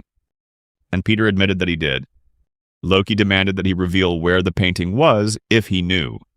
But Peter insisted that he didn't know, and that if they wanted to hunt for the painting, they should do it somewhere else. A woman who seemed to be eavesdropping noticed that Peter was acting suspiciously. Afterward, the team decided to consolidate their findings about the disease. Khan begged Loki and Leech to take care of Tao Yuan. Leech told Khan he shouldn't be angry with Tao Yuan because he's just worried about him. Kan recounted how Tao Yuan had infiltrated an organization and taught him martial arts, while Cho instructed him on etiquette. They rescued him, but the price was Khan losing his legs and Cho losing his life. Now, Tao Yuan is afraid of being alone if anything happens to his brother. Kan asked Loki and Leech to become his brothers, just like he and Cho were. Leech agreed, looking a little awkward, but Loki refused. Leech then decided to find Tao Yuan, and as she stepped outside, she ran into the shadow dog, who begged her for help. Loki immediately pulled her back and tried to chase the dog model, but it escaped. The next day, Tao Yuan revealed that he had been infected. When Loki asked about the night before, Tao Yuan explained that while he was walking, something pulled him from behind and knocked him unconscious before he could feel any pain. The marks on his body matched the location of the injury. Loki pondered why the dog always appeared without causing harm and wondered if its original nature had something to do with it. Loki explained that the creature was the Ivory Idol Beast, painting number 137, with the ability to instantly heal wounds just by licking them. Loki surmised that all the infected people had probably been licked by it accidentally without realizing. Kan arrived and was devastated to learn that Tao Yuan had been infected. Tao Yuan joked about his situation, which sent Kan into a furious rage. Unable to take it anymore, Kan told Tao Yuan to do whatever he wanted. Tao Yuan, overcome with emotion, ran off. Leech tried to follow, but Loki advised her against it. Leech then suggested that Loki go find Tao Yuan, believing he could understand how Tao Yuan felt. Loki returned to the shelter, revealing Aisha's signature on his body to the infected, and asked if anyone else had a similar mark, as that person might be the cause of this situation. Meanwhile, Tao Yuan was wandering in the forest. He suddenly came across Peter standing next to the black dog. At the shelter, a doctor informed Loki that a few days ago, while helping Peter change his clothes, he had seen a similar mark right below Peter's neck. Realizing that Tao Yuan had discovered him, Peter sent the dog to attack. Fortunately, Tao Yuan managed to dodge but was still injured. Suddenly, Loki arrived and demanded that Tao Yuan leave, as the smell of his blood was making Loki uncomfortable. However, Tao Yuan, who was breaking down, refused to leave, blaming himself for being helpless when Cho died. Loki also recalled his own feeling of helplessness when Aisha was attacked and captured, and began to understand how Tao Yuan felt, just as Leech had predicted. Loki then slapped Tao Yuan, urging him to snap out of it. He advised that if Tao Yuan truly wanted to fight, he had to see it through to the end and never give up. Peter, growing impatient with their emotional scene, said he couldn't stand to watch any longer. Finally, Loki could hear the black dog's silent plea, a cry for help, to be set free. As he prepared to fight, Loki reassured the dog, saying he would burn it until nothing was left. Going back a few years, Tao Yuan was just a lonely child on the streets, with no parents or guardians to care for him. He was forced to live a life of crime, specializing in petty theft just to get food. After a while, Tao Yuan became very good at it. However, every time he was caught, Tao Yuan was brutally beaten. One day, Tao Yuan stole some money from two men on the street. He almost got away, but was eventually caught and beaten. Despite the beating, the two men expressed admiration for Tao Yuan's courage. For a young boy to dare steal from adults and nearly escape was no small feat. These two men were Khan and Cho, who would later become Tao Yuan's brothers. Khan truly admired the young thief and asked Tao Yuan if he wanted to be their little brother. Khan and Cho were no strangers to the streets either, as they belonged to a criminal organization. They took Tao Yuan to meet the boss, who would decide whether to accept him into the organization. When the boss heard about Tao Yuan's impressive thieving skills, he silently accepted the boy and ordered Khan and Chu to train him. The boss had been searching for talented new recruits for a long time, and Tao Yuan was the perfect fit. Khan and Cho quickly welcomed Tao Yuan into their brotherhood. They knew that to train him properly, Tao Yuan needed to eat well, and couldn't be as skinny as he was. However, Tao Yuan didn't dare to eat the food they gave him, haunted by the beatings he'd received whenever he tried to beg for free food. He was afraid that if he took food from Khan and Cho, they would beat him just like the others had. Khan and Cho noticed this and quickly explained that they would never hit him, reassuring him that they were brothers now. They told him that as brothers, they would share everything, eat from the same plate, and protect each other every night. After hearing this, Tao Yuan felt more at ease and began to eat. Sometime later, Tao Yuan's training began. Khan and Cho taught him that even with his impressive pickpocketing skills and excellent vision, he'd be easily spotted if he couldn't blend in with a crowd. To help him fit in, they taught him how to read like an educated person, along with other social skills he would need. One particular word Tao Yuan learned was rehabilitation, which meant changing from a bad state to a good one. Cho taught him all the techniques and etiquette needed to blend in, while Khan focused on Tao Yuan's martial arts training. They were a solid team, with Khan being the hot-headed and strong one, and Cho being the calm and more practical one. Tao Yuan was having the best time of his life, and hoped it would never end. Some time had passed since Tao Yuan found his new brothers and a new boss. The three of them had carried out many successful missions together, but today the boss needed Tao Yuan's special skills for an important job. There was a new criminal organization in town called Kurao, and the boss wanted to gather information on them. He ordered Tao Yuan to infiltrate the organization by posing as a new recruit, once he had gained their trust. Tao Yuan was to steal a list of their members' names and bring it back to the boss. Although Kurao's combat strength wasn't overwhelming, they used to run casinos, so they definitely had a lot of connections. Khan and Cho weren't happy that Tao Yuan was given this dangerous assignment, but the boss convinced Tao Yuan that this mission would benefit his brothers. So, Tao Yuan decided to take on the mission. A few days later, Tao Yuan met Fei Long, the head of the Kurao criminal organization. Tao Yuan showed off his impressive skills by stealing a few weapons from them. Fei Long was very impressed with Tao Yuan, seeing he had far more potential than other recruits his age. Shockingly, Fei Long proved how ruthless he was by pulling out a gun, and immediately executing the recruits Tao Yuan had just proven himself better than. After that, Fei Long welcomed Tao Yuan into the Kurao organization. This bloody display made Tao Yuan realize he could die at Fei Long's hand in an instant. So, Tao Yuan was forced to strictly follow Fei Long's every command, whether it was theft, assault, or extortion. Tao Yuan did whatever it took to stay on Fei Long's good side and stay alive. On this fateful day, Fei Long was taking a walk with Tao Yuan, and as they passed by Khan and Cho, Fei Long warned Tao Yuan to be careful, as those two belonged to the Shui organization, their rivals. Thankfully, there wasn't much eye contact between the three of them, so Fei Long didn't suspect a thing. Fei Long suddenly remembered he'd left his cigarettes in his room. He gave Tao Yuan his key and ordered him to go get them. Tao Yuan realized that Fei Long's room also contained the safe with the list of names he needed to get. Tao Yuan didn't think about the consequences of getting caught, because the only thing on his mind was being reunited with his brothers. Unfortunately, Fei Long still had his suspicions, and was only using this errand as a test. Fei Long caught Tao Yuan red-handed, trying to betray him. Several days had passed since Fei Long captured Tao Yuan, and Khan and Cho could sense that something was wrong. So, they immediately reported the situation to their boss. Contrary to their expectations, the boss had no intention of saving Tao Yuan, calling him an expendable piece that could be discarded at any time. The boss's latest revelation made us realize that Tao Yuan was just another kid recruited for his talent, only to be thrown away when things went south. He ordered Khan and Cho to prepare to train another child. After the disappointing meeting with the boss, Khan and Cho had a private meeting where they discussed the pros and cons of saving Tao Yuan themselves. Cho advised caution and restraint, saying that any reckless move could escalate the hostility between the two organizations. Ultimately, saving Tao Yuan might not be safe for them. As always, Khan ignored caution and rushed out to save Tao Yuan.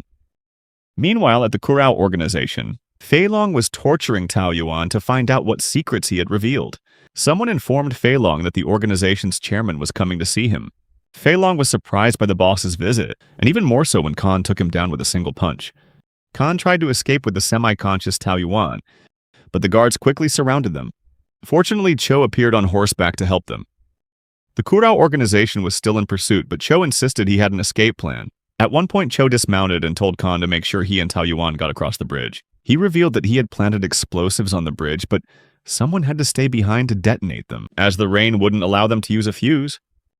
Kan refused, wanting to sacrifice himself in Cho's place, but Cho revealed that someone had to be strong enough to carry Tao Yuan to safety. Tao Yuan was now partially conscious, and Cho began a tearful farewell.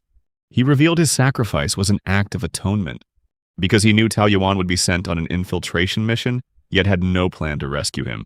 Cho told Tao Yuan to better himself, to change, and to always keep fighting, and so his big brother Cho sacrificed his life to save Tao Yuan. Back in the present, Tao Yuan remembered Cho's words and became determined not to give up. Despite Loki's objections, Tao Yuan stepped forward to fight the monster and unleashed a powerful attack. However, the creature recovered instantly, and Loki asked how much blood it had absorbed. Peter confirmed that the monster had absorbed a lot of blood, revealing that his current actions were just one part of his plan. After watching the fight for a moment, Tao Yuan realized that Peter was controlling the monster through the painting. The reason the painting could only move at night was because Peter too could only operate at night. Peter tried to deny it, but with his excellent eyesight, Tao Yuan had seen it all. Meanwhile, the other handlers discussed the possibility that Peter was behind the plague. They decided to return to headquarters and report their findings. At the same time, Leech noticed Khan's condition was worsening. Feeling sorry for him, she went to offer comfort. The moment she touched Khan, something unexpected happened. He made a full recovery from the illness. Leech recalled the moment she was the only one who could move when everyone else was frozen by the painting. She urged everyone affected to touch her to be cured. Meanwhile, in the battle with the painting, Loki and Tao Yuan attacked at the same time. Tao Yuan quickly grabbed hold of the monster's tongue, and Loki immediately severed it. Peter tried to command the painting to make the monster regenerate its tongue. But Loki had suddenly grown stronger and faster, now that a vital part of the painting was destroyed. Finally, Loki struck the monster and sealed the painting. After a while, to their surprise, the painting turned black. Kan noticed that his wounds had disappeared. While they were inspecting the sealed painting, they didn't realize that Peter had escaped. Meanwhile, Peter was well aware that he had ruined everything and met up with the other curators in the forest. The group was divided on whether Peter was truly the cause of the plague.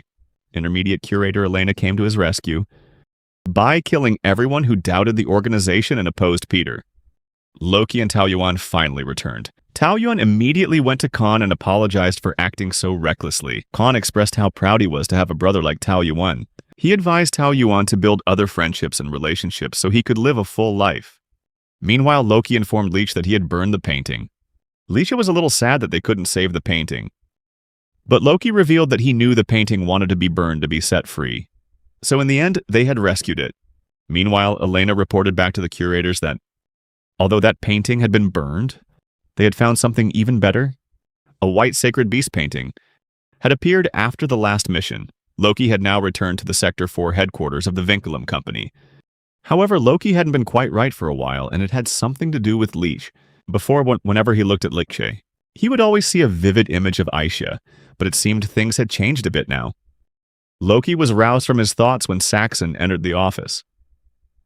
Saxon started talking about Loki's conflict with Mercenary, clarifying that the Vinculum Company wanted to avoid any public disputes with them. Thankfully, no complaint letters were sent to the Sector 4 headquarters, so Mercenary might have decided to just let the whole thing go. From his perspective, this made Saxon even more suspicious, but Loki was currently more concerned about the jet black nature of the final painting. This made Saxon all the more suspicious from his point of view. But right now, Loki was more interested in the jet black nature of the final painting. It was common knowledge that paintings would usually progress into deeper shades of red and black, but the state of the final painting they encountered, the one involving the ivory sacred beast, was something they had never seen before. Loki also remembered that the intermediate curator, Peter, had mentioned the painting was only a part of their plan. This meant that letting the painting absorb an excessive amount of blood wasn't the end goal for Peter and his group. That's what they needed to investigate. Saxon revealed that he had found another lead, but this time it wasn't related to Mercenary. He asked Loki to go to the bustling black market of Dolron, a location quite far from the main headquarters. Saxon wanted Loki to follow up on any reports related to the paintings, but even more importantly, Loki had to investigate Leech's origins. Saxon revealed that he had done some research on the box Leech was in when she was still a doll. It turned out the box wasn't made by any craftsman associated with the Vinculum Company.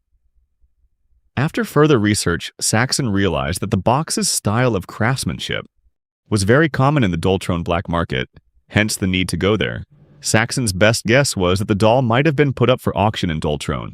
Saxon had also found a connection between Leech and the paintings. He had a record of the paintings they'd found before Leech's arrival, and of course, after.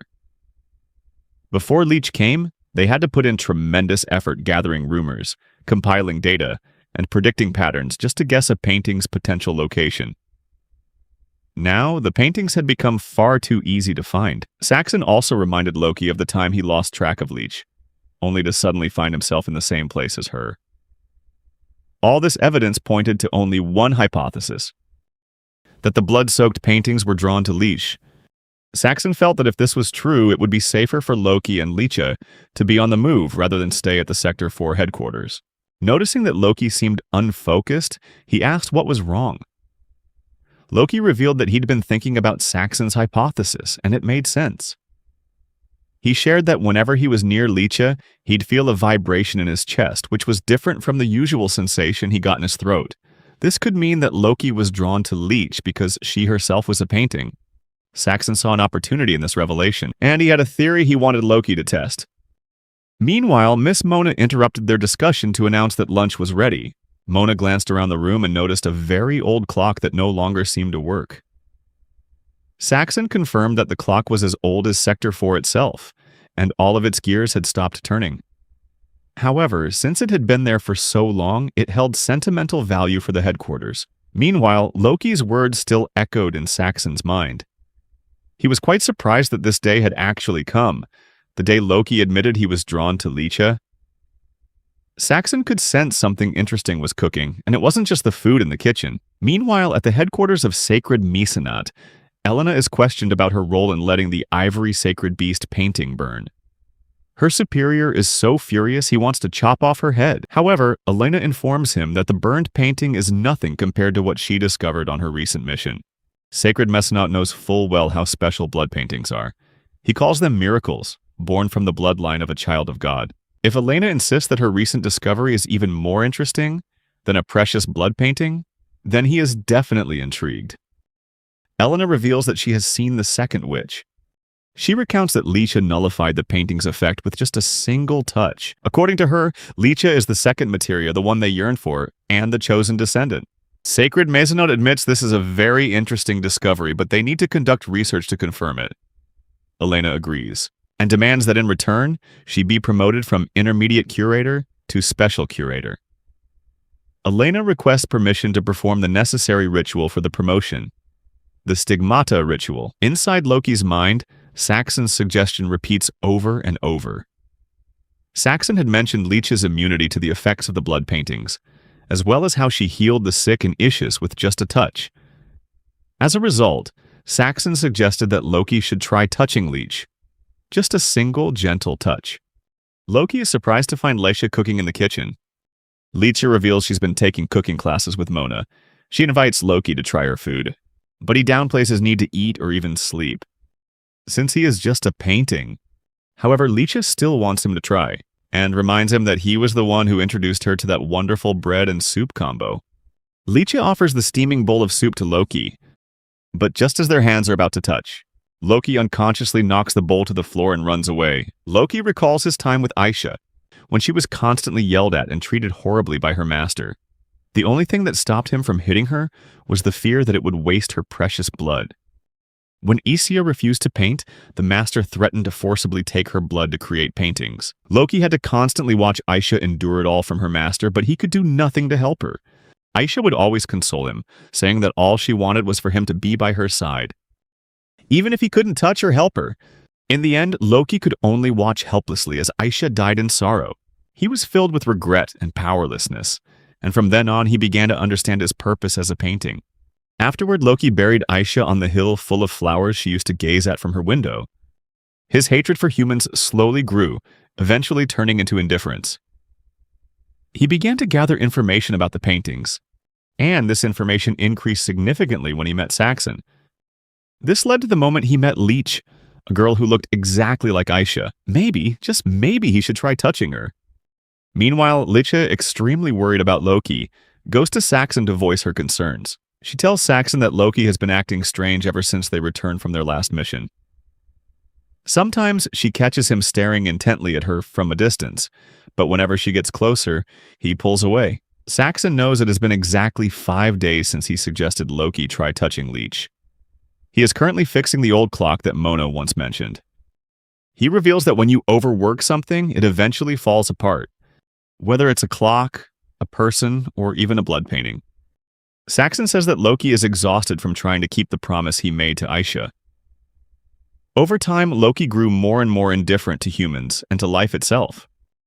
The bloodlust that comes after physical contact doesn't help matters. However, Saxon emphasizes that the need for physical contact is essential for a human, or even a painting. Saxon reveals that if there is anyone who can touch Loki without causing any negative effects, it would be Leech. Leech understands this message clearly, and immediately runs off to find Loki. She finds him alone somewhere in town, sits down, and begins to talk about his need for physical contact. She asks if he longs for that contact with her. When she tried to touch him, Loki instinctively pulled back a bit.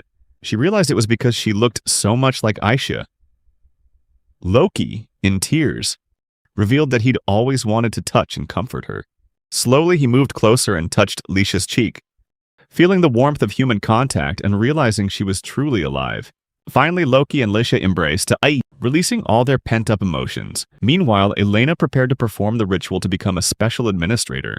The ritual required 2 things: a painting drenched in blood and a perfect replica. Although the ritual took some time, Elena endured it and finally became the special administrator. Back at Sector 4 headquarters, things between Loki and Leech had returned to normal. Like clockwork, Loki informed her of an upcoming trip. He planned to travel to Dolron, seeing it as a good opportunity to find more paintings, while Leech could search for her home. Leech didn't refuse the offer, and so they set off for the bustling black market of Dolron. Loki, Leech, and Tao Yuan began their journey to Dolron on foot. Along the way, Loki recalled a conversation with Saxon, who had advised him not to reveal his connection to Vinculum upon arriving in Dolron. Saxon warned that many in Dolron disagreed with Vinculum's dealings, and revealing this connection could lead to trouble. Because of the potential consequences, especially concerning Section 4, Saxon reminded him that the company's involvement with the black market had to be kept secret. Saxon also made it implicitly clear that anyone accompanying Loki had to be serious about the mission. After a long walk through the hot, arid land, the group finally arrived in Dolron, a city known as the continent's attic. It boasted a famous black market that held everything beyond Vinculum's control, a place where illegal and unethical products could be sold. The group received a call via PWQ from Saxon, reminding them of their earlier discussion, and stressing the need to find an informant who knew Dolron like the back of their hand. However, Saxon expressed concern that those involved in illegal dealings wouldn't talk to them easily. He added that these individuals might flee if they discovered someone was investigating their business. For this reason, Saxon had advised Loki to dye his hair to avoid drawing attention. But Loki simply replied that his cloak would be enough to hide his identity. While walking around, Tao Yuan remarked that the city seemed quieter than the rumors suggested, contrary to his expectations of a louder, more chaotic place. Saxon then informed them that, according to rumors, the leaders of District D5 had begun meeting to establish new rules. Regardless, the city was still a sordid place, and he warned the group to be careful and keep Leech safe. However, when Tao Yuan and Loki turned to look at Leech, they discovered she had vanished into the crowd. The two immediately called out her name, while Leech, also in a panic, was searching for them in the crowd. Suddenly, she saw a group of men running toward her, apparently chasing someone or something, and they shoved Leech aside without realizing it, knocking her to the ground. Shortly after, a woman approached saying she had a feeling Leech wasn't from around here, and that she seemed to have seen her somewhere before. She bent down, offering a hand to help Leech up, and asked for her name. However, the moment she touched Leech, the woman instantly transformed into a man. The man was stunned by the sudden change and couldn't understand why his transformation had suddenly worn off. Leech seized the opportunity to ask the man about the scarf he was wearing, wondering if it was a cursed painting. The man, surprised by Leech's knowledge, realized he could no longer hide it from her. Leech then explained that she possessed the power to nullify the effects of cursed paintings. Hearing this, the man immediately asked if she could reverse it. As they were talking, the angry mob shoved Leech back again. And this time they finally spotted the man as the one they were chasing. Realizing he'd been found out, the man, whose name was Harry, quickly pulled Leech along, apologizing for the suddenness of it all as they ran. He explained that his transformation was supposed to last longer, and then asked for Leech's name. After she answered, Harry immediately declared that from now on she was his partner. Leech cried out in panic, begging him to let her go. He warned her not to scream, reminding her that she might bite her tongue if she did. The mob chasing Harry was closing in fast. While running, Leech finally saw Loki and shouted his name. Harry was surprised to see Loki in the city, and immediately used the opportunity to cause chaos by yelling that the red-haired Loki was here. Hearing Loki's name, the crowd began to panic, and ran off in a panic without even seeing him. During the chaos, Loki chased after Harry, demanding he release Leech. Harry glanced at Loki and wondered if he cared about Leech too. Then, he announced that if Loki wanted to see her again, he'd have to chase him. While Loki continued the pursuit, Tao Yuan was captured by an angry mob, who assumed he was connected to Loki, and they dragged him away. Harry continued running around the city, and a group of people approached him and asked why he was being chased. At that moment, Harry replied that someone was after him. When the crowd turned to see who was chasing Harry, they immediately recognized Loki's signature red hair. Their anger flared, and they grabbed their weapons, shouting that Loki had no right to set foot in this city after all these years, and that the resentment was still fresh. They declared he would pay for his sins. However, Loki wasn't bothered by the threats. He quickly took them all down with a single swing of his weapon. Leech worriedly asked Harry if all those people knew Loki. He explained that in this city, there wasn't a single person who didn't know the name Loki the Red, the cursed painting. Loki threw his weapon towards Harry, but he luckily managed to dodge it. Finally, Loki cornered Harry in a dead-end alley. Loki ordered Harry to hand over Leech once more, but instead Harry kicked a pipe, causing black smoke to billow out, obscuring Loki's vision. Harry immediately threw Leech, but Loki caught her. However, Loki started acting strangely, asking Leech if her beautiful face had been harmed. He moved closer and touched her face, and instantly Loki transformed into Harry. This revealed that the one who caught Leech was actually a disguised Harry, not the real Loki. At that moment, Harry realized his illusion only disappeared when he touched Leech's skin. Furious, Loki warned Harry that he would burn him to ashes, but Harry, surprisingly, was unfazed, simply laughing and continuing to flee. Meanwhile, at another location, Tao Yuan was taken to the mob's hideout. The leader of the mob explained that they needed his help to catch Harry, whom they described as a constant troublemaker. They claimed Harry became even more unruly after obtaining a cursed painting, whom they described as a constant troublemaker. They claimed Harry became even more unruly after obtaining a cursed painting. The old man then showed Tao Yuan a miniature model of Dolron, explaining that they were renovating the city's districts, and this model represented the new look of Dolron in the future. He added that with the strong rise of vinculum in recent years, the black market was gradually losing its footing. The Horsehead Company had established nationwide agreements to strengthen its network. Furthermore, they had received an offer from Vinculum, but their plan for a small, clean market didn't align with Horsehead's vision. On the other hand, the Sacred Art Foundation had made a different proposal: a large fund to demolish and rebuild the deteriorating city of Dolron. Contrary to Vinculum's narrow approach, the Sacred Art Foundation seemed more flexible in its practices. However, Harry was a threat to their negotiations with the Foundation. He had deceived them by disguising himself as a Bella seductor, and claimed to possess painting number 137, the Clown's Kerchief. This cloth allowed him to transform into whoever it covered.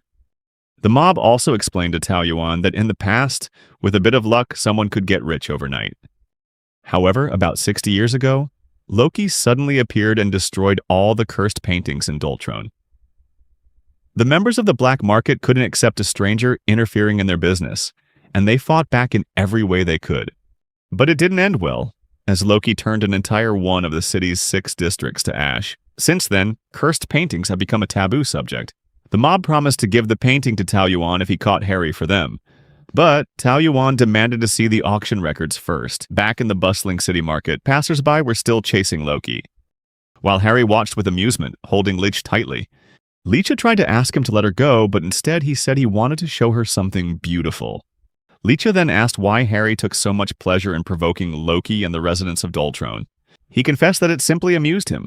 Leech went on to ask if he gave blood to the painting just for entertainment. Harry began to explain that his parents hated him because he wasn't like them. His father refused to acknowledge him as his legitimate son, which is why his mother hated him too. It was during that time he found the cursed painting that allowed him to become someone else, saving him when his father lost his mind and tried to kill him. As a result, he fled to Dolron. Leech started to feel sorry for Harry, but he suddenly burst out laughing and confessed that he had made the whole story up. The real reason behind his actions, according to him, was simply to find enjoyment, having nothing to do with his past. Harry explained that he was just someone in the shadows, unknown to anyone. To fight against that, he uses his cursed painting to destroy these unfun projects. Furthermore, Harry expressed his intention to confront injustice and arrogance with a big bang, laughing as he emphasized that Dolron was meant to be a city of freedom and chaos. Harry confessed to Leech that his transformations usually take a very long time to complete. However, with Leech by his side, he could transform back at any time, and that's why he needed her as a partner. In return, Leech revealed that she had come to Dolron hoping to restore her memories. She had once passed through Dolron while she was asleep. Harry jumped up in excitement and exclaimed that he was right about her looking familiar. He went on to talk about her master who had bought her at an auction house 13 months ago, stressing that she was a famous doll. Leech was shocked to hear that she used to be a doll. Harry added that if his scarf could change his appearance, then it was also possible that she was a doll who had come to life. However, he wondered if this meant Leech was also a cursed painting. Confusion seemed to overwhelm Leech. She froze in shock, finding the information too much to process. Harry then asked if she was okay. And as he tried to touch her, Loki appeared, ordering Harry not to lay a hand on Leech. He then moved to interrogate Harry about what he had done to her, although Harry tried to joke around. Loki drew his sword and pointed it straight at him, emphasizing the seriousness of the situation. In the midst of the tension, a giant creature suddenly appeared in the city, heading towards Loki and Harry. With just one powerful sweep of its giant arm, the creature sent Loki flying. Even more surprisingly, after a few moments, someone gradually emerged from the monster's body. To everyone's astonishment, it was Elena, who wore a crazed smile and greeted Loki with a good morning. Loki immediately wondered what kind of cursed painting had created this monster. He noted the creature's disproportionate shape and its tough exterior, initially thinking it might be painting number 104, the Knight's protective gauntlet, which could conceal the wearer's true appearance. However, Loki quickly corrected his assumption when he realized this was a unique type of painting that could merge with a human body. He figured out that the painting must be the black-clad messenger. Just then, Tao Yuan appeared, wondering about the identity of this mysterious woman. Elena seemed amused by how concerned Loki appeared to be about Leech. She asked what would have happened if she had found Leech before Loki did. Loki grimly warned Elena not to even think about touching Leech. Elena, in a crazed tone, thanked him for the expression on his face, but what she really wanted was to see his face contorted in pain. She went on to say that returning to the city of Dolron was bringing back old memories, and that she never thought she would be back here. Pondering, Elena wondered if this was destiny. Loki, confused, asked what she was talking about. Elena replied that if he didn't remember, she would help refresh his memory. Without hesitation, she attacked Loki with the monster's tail, followed immediately by a powerful punch that sent him flying through several buildings. After the attack, Elena went on to say that she would never forget how Loki had stolen something precious from her, and that she would never forgive him. She explained that as long as the blood painting still had blood, they could regenerate, regardless of any damage to the frame. However, if they ran out of blood, they would just revert to being an ordinary drawing. Therefore, she declared that she would kill him as many times as necessary. Meanwhile, Tao Yuan was still chasing after Harry, repeatedly begging him to let Leech go. But Harry quickly escaped and went into hiding with Leech in a secret place. Tao Yuan continued to search for Harry and Leech. At their hideout, Leech kicked Harry's leg, making him loosen his grip. She quickly seized the opportunity to escape, apologizing as she ran for having to leave. After running for a while, she slowed down as thoughts of being a cursed painting resurfaced in her mind. Leech wondered if she could stay by Loki's side after learning the truth about herself. Harry quickly caught up to her and asked why she had stopped running. He tried to persuade her by mentioning how handsome, healthy, and agile he was, despite his age. Noticing Leech's sad expression, Harry asked what was bothering her.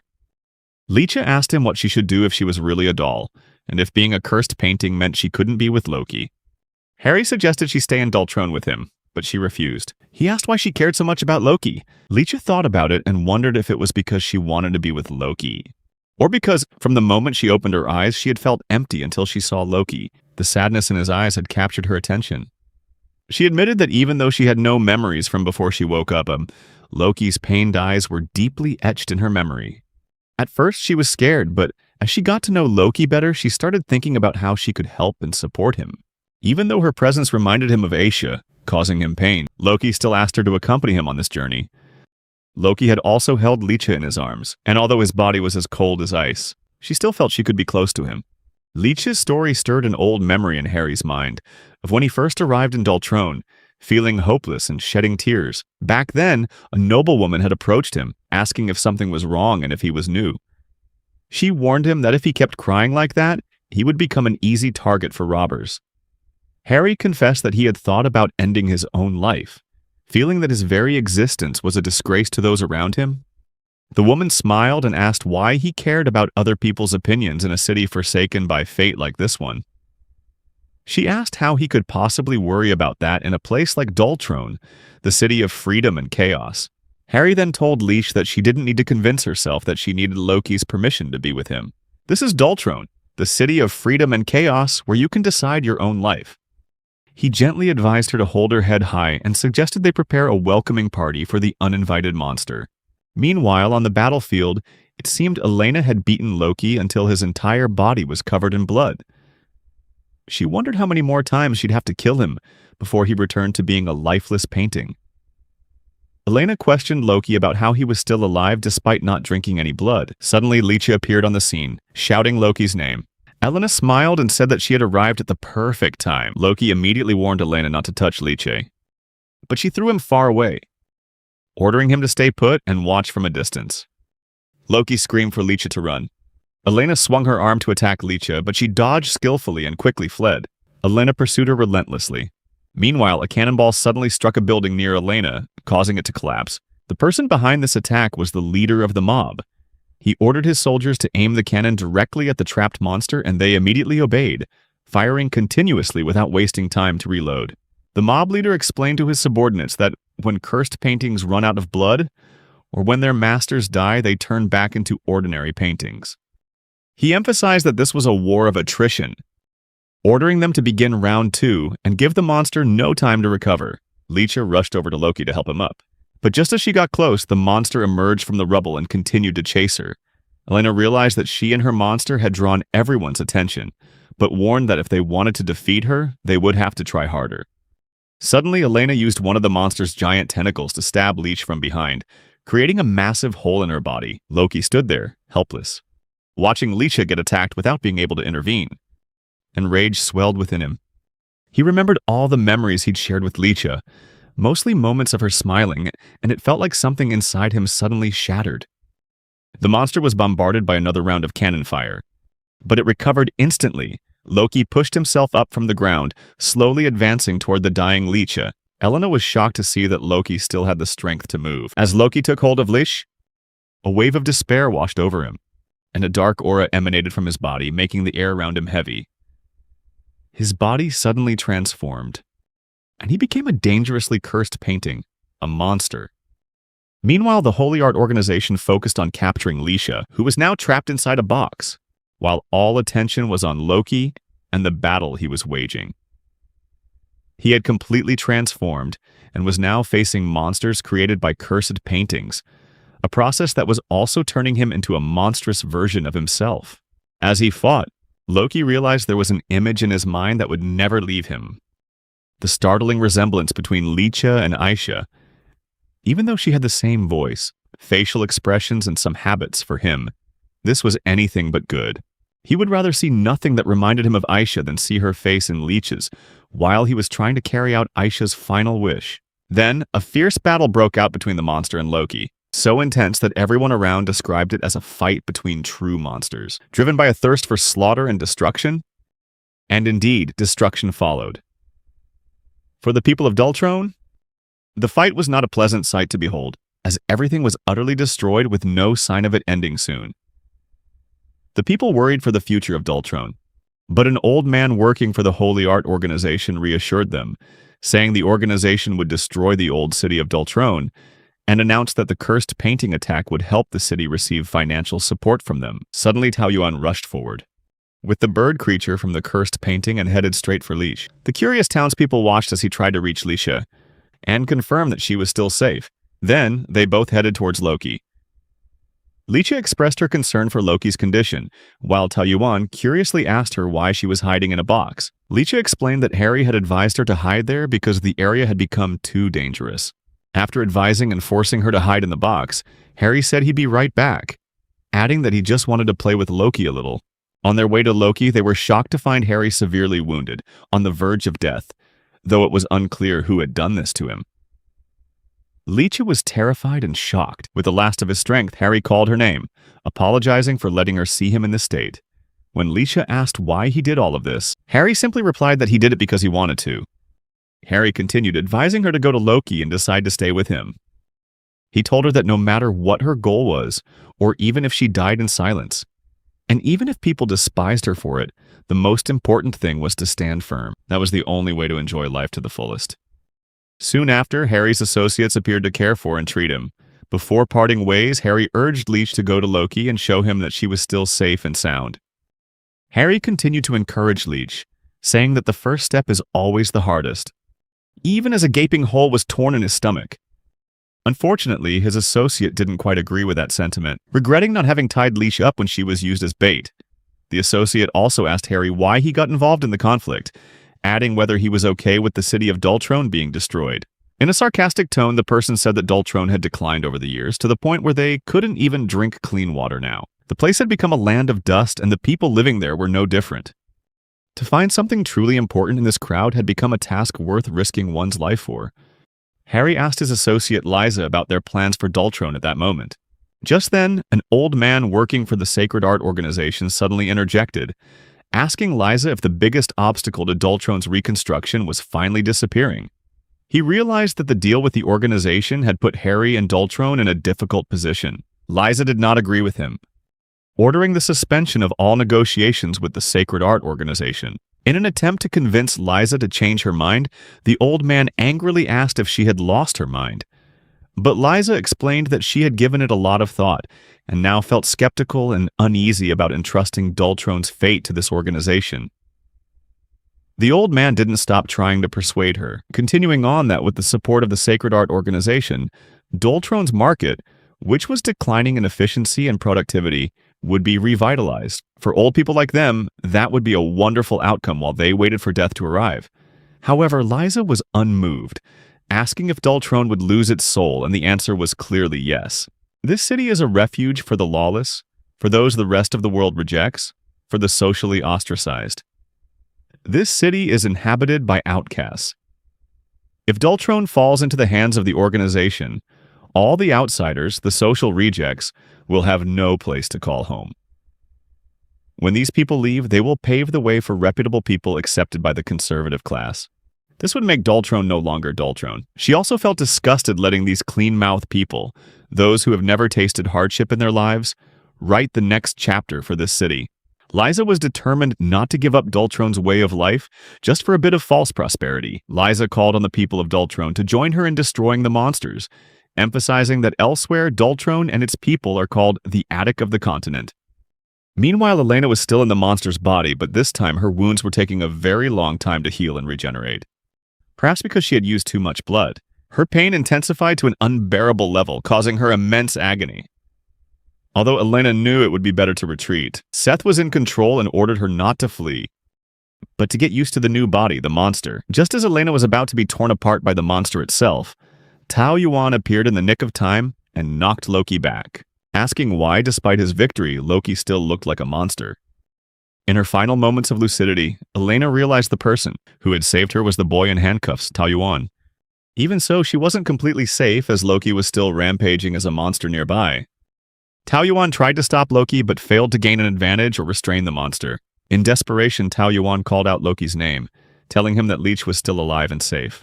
Hearing that and seeing Leech alive and well seemed to have an effect on Loki, causing his attacks to gradually stop. Leech felt confused, curious, and scared as she wondered what was happening to Loki.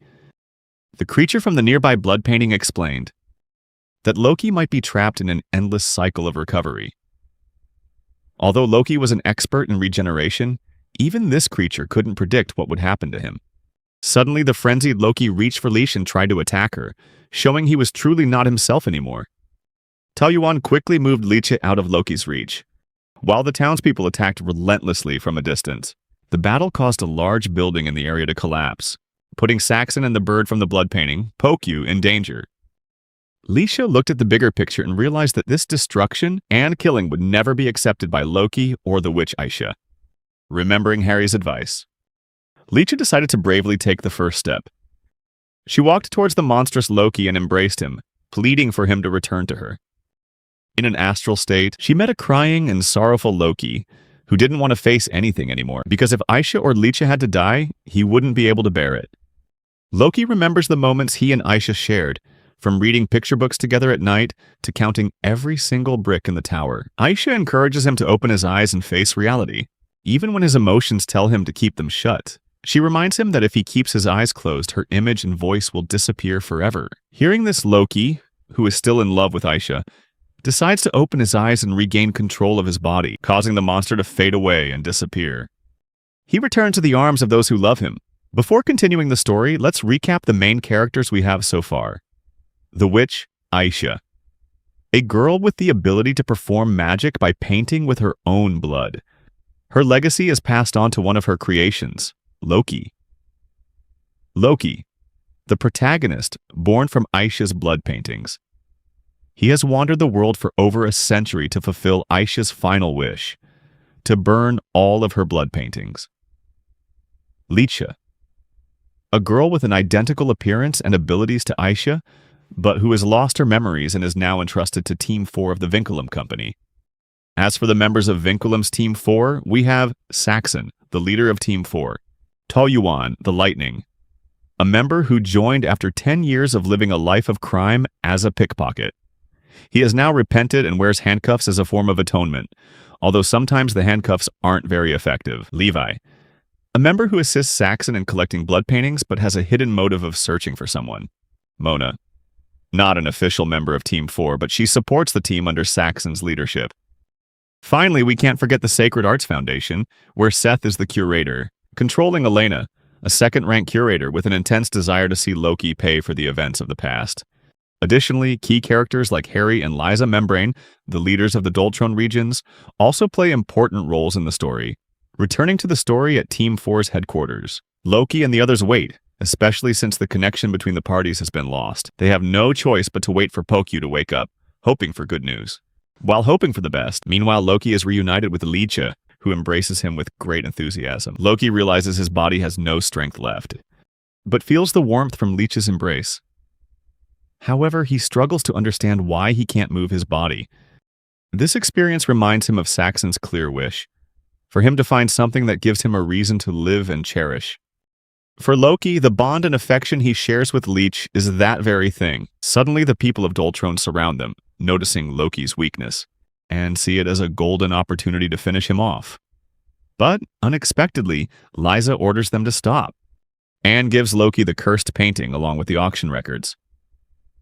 Loki and the team have finally found what they were looking for. Liza then tells Loki and the others to take the items and leave the city. However, the suspicion isn't over. Somewhere in the medical room where Harry is being treated, Seth appears. The doctors are struggling to stop the bleeding, and Harry's breathing is growing weaker. Seth approaches the doctors, and while making inquiries, he almost reveals his true intentions: to take Elena's body back with him, but he masks it under the pretense of responding to an emergency call. In an attempt to distract the doctors, Seth does the most unexpected and bizarre thing possible. He holds out a flower and asks if its color is beautiful. While the doctors are confused and distracted, Seth uses his power to bring Harry back from the brink of death. After the healing is complete, The doctors start to regain their focus and are surprised to see Harry breathing again. This makes them wonder what really happened and how Harry escaped the Grim Reaper's scythe. With this cover-up, Seth asks the doctors for permission to take Elena back with him. He goes on to take responsibility for all the trouble that occurred and admits that the Sacred Arts Foundation was indeed at the center of it all. Seth requests to take Elena for interrogation, but before the doctors can answer, Harry gets up and asks why Seth saved him. Seth replies that he saved Harry on a whim, but sarcastically adds that he could send Harry a medical bill if he sees fit. Harry, curious and wary, also asks if Seth's desire to take the girl back is another one of his whims. Seth retorts with a threatening tone, asking Harry if he's sure that knowing more is a good idea. Before the situation can escalate further, the people of Dolron, led by Lisa, enter the medical room to visit Harry. Everyone is surprised to see Harry awake and on his feet, but they are still overjoyed. However, Liza is shocked to see a curator like Seth present in the room with the doctors. Almost immediately, she demands that Seth leave if he only came to bestow favors upon the villagers. Liza also announces that she will be canceling the agreement with the Sacred Arts Foundation. Hearing this, Seth denies his responsibility in the whole affair and warns that if the city chooses to break the contract, they will have to pay the penalties. Gizrun, one of the strong supporters of the Sacred Arts Foundation's cause, adds to the debate that paying the penalties would be nearly impossible, especially since the amount of money needed to rebuild Dolron is immense. Surprisingly, Harry agrees to take responsibility for paying the penalties. Leaving everyone in the room feeling both relieved and astonished, Harry then declares that the weeds of Dolron will continue to grow until their roots are destroyed. With sincere concern, Liza reminded Harry that he couldn't afford to pay such large fines, and that he didn't have to bear all the responsibility alone. But Harry recalled that she once said, "In Dolron, you can do anything you want, as long as you have the spirit." Then he realized his scarf was gone and asked Liza about it. Liza said she had given it to Loki. Hearing this, Harry hurriedly ran after Loki and his group as they were leaving Dolron to reclaim the scarf and negotiate a final deal. Meanwhile, Tao Yuan was glad that Loki was back to normal, proudly saying he was the one who had convinced Loki. He also added that Loki was lucky it was him who fought Loki, because if it had been someone else, Loki might have been killed, as they would have fought in self-defense. Tao Yuan suggested the group should rest at the next village before continuing their journey. However, before that could happen, Loki asked Leech to give him the cursed painting so he could burn it immediately. Surprisingly, Harry appeared and greeted Leech casually. While Loki grew increasingly suspicious, Harry sensed this and reassured Loki, explaining that he only came in peace to negotiate. Harry revealed that he actually liked Loki, and recalled the day Loki destroyed an entire district 60 years ago when he first arrived. Harry was still a boy back then. Witnessing a man who had lived longer than a normal lifespan, while he himself was always worried about how others saw him, made Harry feel ridiculous. From their first meeting, that chilling feeling made him decide he wanted to live that way. He told Loki he wanted to do business with him. Then, Harry proposed that he would give the scarf back to Loki for a price of 3 million. At this moment, what Dolron needed was money to recover, but its people couldn't even afford medical expenses and the penalties for breaking their contract with the Foundation. The money would be used with extreme care. Loki curiously asked if he could really give up his partner for money. Harry explained that the money was just a bonus. If it were him, he would never give up the scarf to anyone, no matter how much they paid. He was only doing this because he didn't have much time left and didn't want the scarf to find a new owner after he died. He wanted to be the last one to hold the memories with this blood-soaked painting. If it fell into the hands of a new owner, it could be misused. Therefore, he wanted its final memories to be of the silly things they did together, especially since Loki was going to burn the painting. Harry revealed that he wanted to witness the scarf's final moments. The scarf always comforted those who wore it, encouraging a crying person by showing them what their face would look like if they smiled, as if to say, "See? That smile looks so much better than tears." Loki also remembered when Aisha made this scarf before it was picked up by someone. She hoped that its owner would find an irreplaceable friend, just as Loki was to her, and that they would take good care of it. The blood-soaked painting named Euster's Handkerchief, painting number 123, would now witness its final moment, as Loki sealed it in Aisha's name. However, another unexpected event in this chain of events occurred, catching everyone off guard. In a flash, Seth appeared among them and took Leech hostage, whom he had been watching for a long time. Tao Yuan quickly recognized him as a member of the Sacred Art Foundation, putting the group immediately on guard. Seth told Leech in a sinister tone that he had missed her very much. When the others tried to approach him, Seth warned them not to move, threatening to be cruel if they disobeyed him. Seth revealed that Leech interested him and that he wanted to take her back with him. In a strange tone, he asked her if she had noticed she'd gotten thicker than before, which angered Loki, who reacted instantly. As Loki lunged towards Seth to save Leech, Seth warned him not to move. After this exchange, Seth decided that if Leech stayed with Loki for a while longer, it seemed it would be more beneficial to him, and so he left her for the time being, promising to return soon to pick her up. As Leech was freed from danger, everyone immediately surrounded her, anxiously asking if she was hurt. Loki was the most concerned, and he asked her not to leave his side again. Just then, the connection with the bird creatures was restored, and Saxon and his team could communicate with them again. Leech confessed that even though she might be a blood-soaked painting, with no memories from before she woke up, proven by her ability to nullify the powers of other paintings, she still felt happy being with Loki. Loki reassured her not to worry, insisting that she was not a cursed painting, and he also reminded himself that she was not Aisha. Despite this, Loki assured Leech that he wanted to be with her. This took Saxon by surprise, and reminded him of the first time he met Loki. After learning that Loki's nickname was the Ghost Painting, Saxon finally understood the meaning behind it. Loki was like a ghost, quiet, trusting no one, and living for a vague promise. Having spent time with Loki, Saxon worried about him and hoped that he would find a reason to keep living. Back in the present, Loki and the group had finished their discussion and were now thinking about their next destination.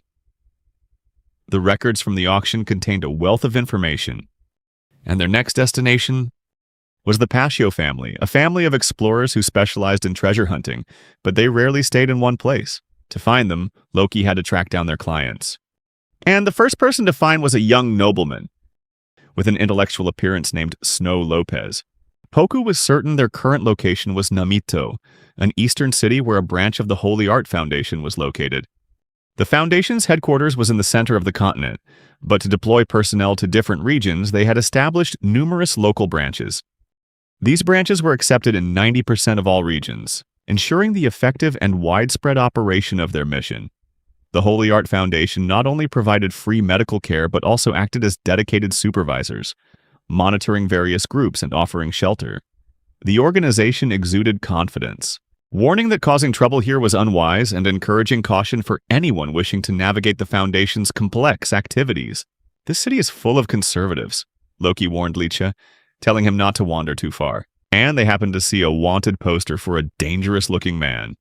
When they met a young boy, Leech was curious and asked for information about Mr. Snow Lopez, receiving a positive response. The boy confirmed that Mr. Lopez was indeed the son of the city's governor and held an important role in the internal operations of Nami Talcel, part of the Holy Art Foundation. The boy quickly left for work, leaving the group with a valuable piece of information. Snow Lopez was a conservative. Loki processed this new information and contemplated their next step. As they entered the Namito branch, a friendly receptionist greeted them and offered assistance with medical care and lodging. Unlike the usual request, the group expressed their wish to see Mr. Snow Lopez. The receptionist promptly asked if they had an appointment, and the group's representative admitted they did not. The receptionist shared that Mr. Lopez was currently visiting the headquarters and wouldn't be back for the next 3 days, suggesting they return then. The group left, wondering if they had hit a dead end. Suddenly, they ran into the boy from before, who recognized them and revealed that he worked there. The boy invited them to have dinner at his establishment and called for someone to prepare a table for 3. During the meal, a slip of the tongue revealed that Mr. Snow had been adopted by the Lopez family 2 years ago. Rumor had it that he came from a noble family and had been appointed head of the regional branch. Under his leadership, law and order were maintained, and tourism flourished. However, there was much curiosity about his recent summons to the headquarters, especially in light of the ongoing murders. Tao Yuan nearly spat out his food upon hearing about the murders. The person sharing the information realized he might be talking to people who were unaware of the cases, so he quickly explained further. For the past 3 nights, someone has been attacking passers-by. The victims are stabbed from behind, but paradoxically, their bodies are found completely drained of blood. Tao Yuan asked if the culprit was the man on the wanted poster, and the informant confirmed that yes, he was the suspect. According to him, the man on the poster had fled after stabbing a nobleman who sponsored the foundation. The informant also mentioned that tourists were currently staying within the foundation's walls. Because there are no hotels in Namito, lodging at the foundation is free, so there's no need for hotels. However, this wasn't good news for Loki's group, as it meant they would have to sleep in the belly of the beast. The naive boy from before suggested they could stay at his house if they wanted. Leech was excited by the invitation, and the boy assured them the offer still stood. However, the boy reminded them that until his shift was over, they would have to entertain themselves. Meanwhile, Saxon was immersed in his research. He recalled his earlier conversation with Loki, when Loki had suggested the possibility that humans could be transformed into horrifying forms by cursed paintings. Loki had said that from all the signs, Elena from the Sacred Arts organization seemed to be someone who had merged with a cursed painting. Even the man who came to pick her up was shrouded in darkness. It seemed the organization was collecting paintings for some larger plan. As he continued to read, Saxon discovered that the organization had been shut down when conservationists took up arms to protect the Tower of Babel and its cultural heritage. The news that they had protected Bob Hill intrigued Saxon, enough for him to decide to visit the Central Library before lunch. Meanwhile, Loki's team had been trying unsuccessfully to contact Saxon and Mona. The boy offered them a place to stay, introducing himself as Revel. Loki's team responded by introducing themselves as well. Revel asked Leech if Tao Yuan and Loki were criminals, expressing concern that they might not have the Sacred Arts organization's best interest at heart. Leech immediately defended her friends, explaining they were just travelers who had run into some trouble. Tao Yuan noticed the friendly rapport between Leech and Revel, remarking that it was nice to see Leech with a friend her own age. This caught Loki's attention. And Tao Yuan jokingly asked if Loki felt a little jealous seeing Leech making a new friend in Revel. They soon arrived at Revel's house. The boy, Revel, lived with his grandmother, who he claimed wasn't fond of strangers. Despite the interesting conversation, Loki decided to head out and search for the ones who had attacked the city. He told Tao Yuan to stay and watch over Leech, and advised Leech to scream if anything unusual happened. As Loki left, Revel asked Leech if they should follow him. But Leech decided against it, suggesting they do the dishes together instead. While washing the dishes, Leech asked Revel why he was so hospitable. Revel shared that it was a promise he'd made to his grandmother, that he would always be kind to everyone. Revel told her about his past, how his family used to be circus performers, and that on one fateful day, a fire broke out, taking everyone's lives except for him and his grandmother. Sadly, Revel's grandmother was deeply affected by the fire and now rarely goes outside. Revel hoped that bringing travelers home might help her open up a little. Meanwhile, Loki found that the conservatives in the city didn't have much valuable information, nor did the village of Ishus. While walking down the street, Loki spotted the murderer and decided to follow him. After witnessing a fresh murder, Loki caught up and discovered the killer was the man from the wanted poster. Loki interrogated him, asking if he was a spy for the Sacred Arts organization. But the man became angry and rejected the comparison, even calling them idiots. The man conjured a powerful fire spell, reminding Loki of painting number 133 titled Fire Rat's Fire Gloves, although this man's fire was far more powerful. During the fight, the man remarked that the redhead, referring to Loki, was weaker than he had expected. Surprisingly, he revealed that he wasn't the recent killer, but was trying to catch the real one. Before Loki could ask more, he said cryptically that before Loki looked to the moon, he should know that he himself would be the one to finish Loki off. And then he left. As the man disappeared, Loki reflected on how his own healing time was getting slower and slower, and felt dizzy, making him wonder what was happening to him. At Revel's house, Leech thought Loki had returned when she heard footsteps. But what she saw was a beautiful creature that Revel called Grandma. Leech rushed off to find Tao Yuan, who was also surprised to meet Revel's grandmother. Ignoring everyone's surprise, Revel happily introduced his grandmother to Tao Yuan. Noticing Revel's delay, Grandma advised everyone to go to bed and informed Leech and Tao Yuan that she intended to speak with them the next morning. When Loki returned, Revel's grandma finally revealed the truth. She confessed that she was, in fact, a cursed painting, which explained her strange appearance.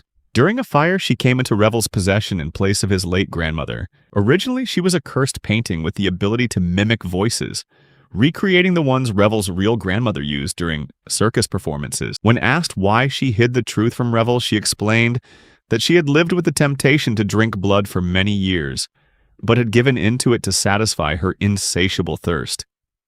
However, she no longer wanted to continue that life and begged Loki to turn her to ash, wishing to die as a human. Her final plea was to be freed from her cursed existence. Meanwhile, Tao Yuan met with Saxon and gave him a detailed report on recent events, including Loki feeling unwell and the truth about Revel's grandma being a cursed painting, and the discovery that Snow Lopez was a conservative. Tao Yuan also informed Saxon of the plan to hold a funeral for the cursed painting. The painting was determined to hide the truth from Revel, so she wished to pass away in the familiar human form he still recognized. After hearing this, Saxon decided to have Mona investigate the region's rituals, putting the current case on hold. Meanwhile, Loki continued to experience dizzy spells ever since leaving Dolron, leading Saxon to speculate whether this was a side effect of his transformation.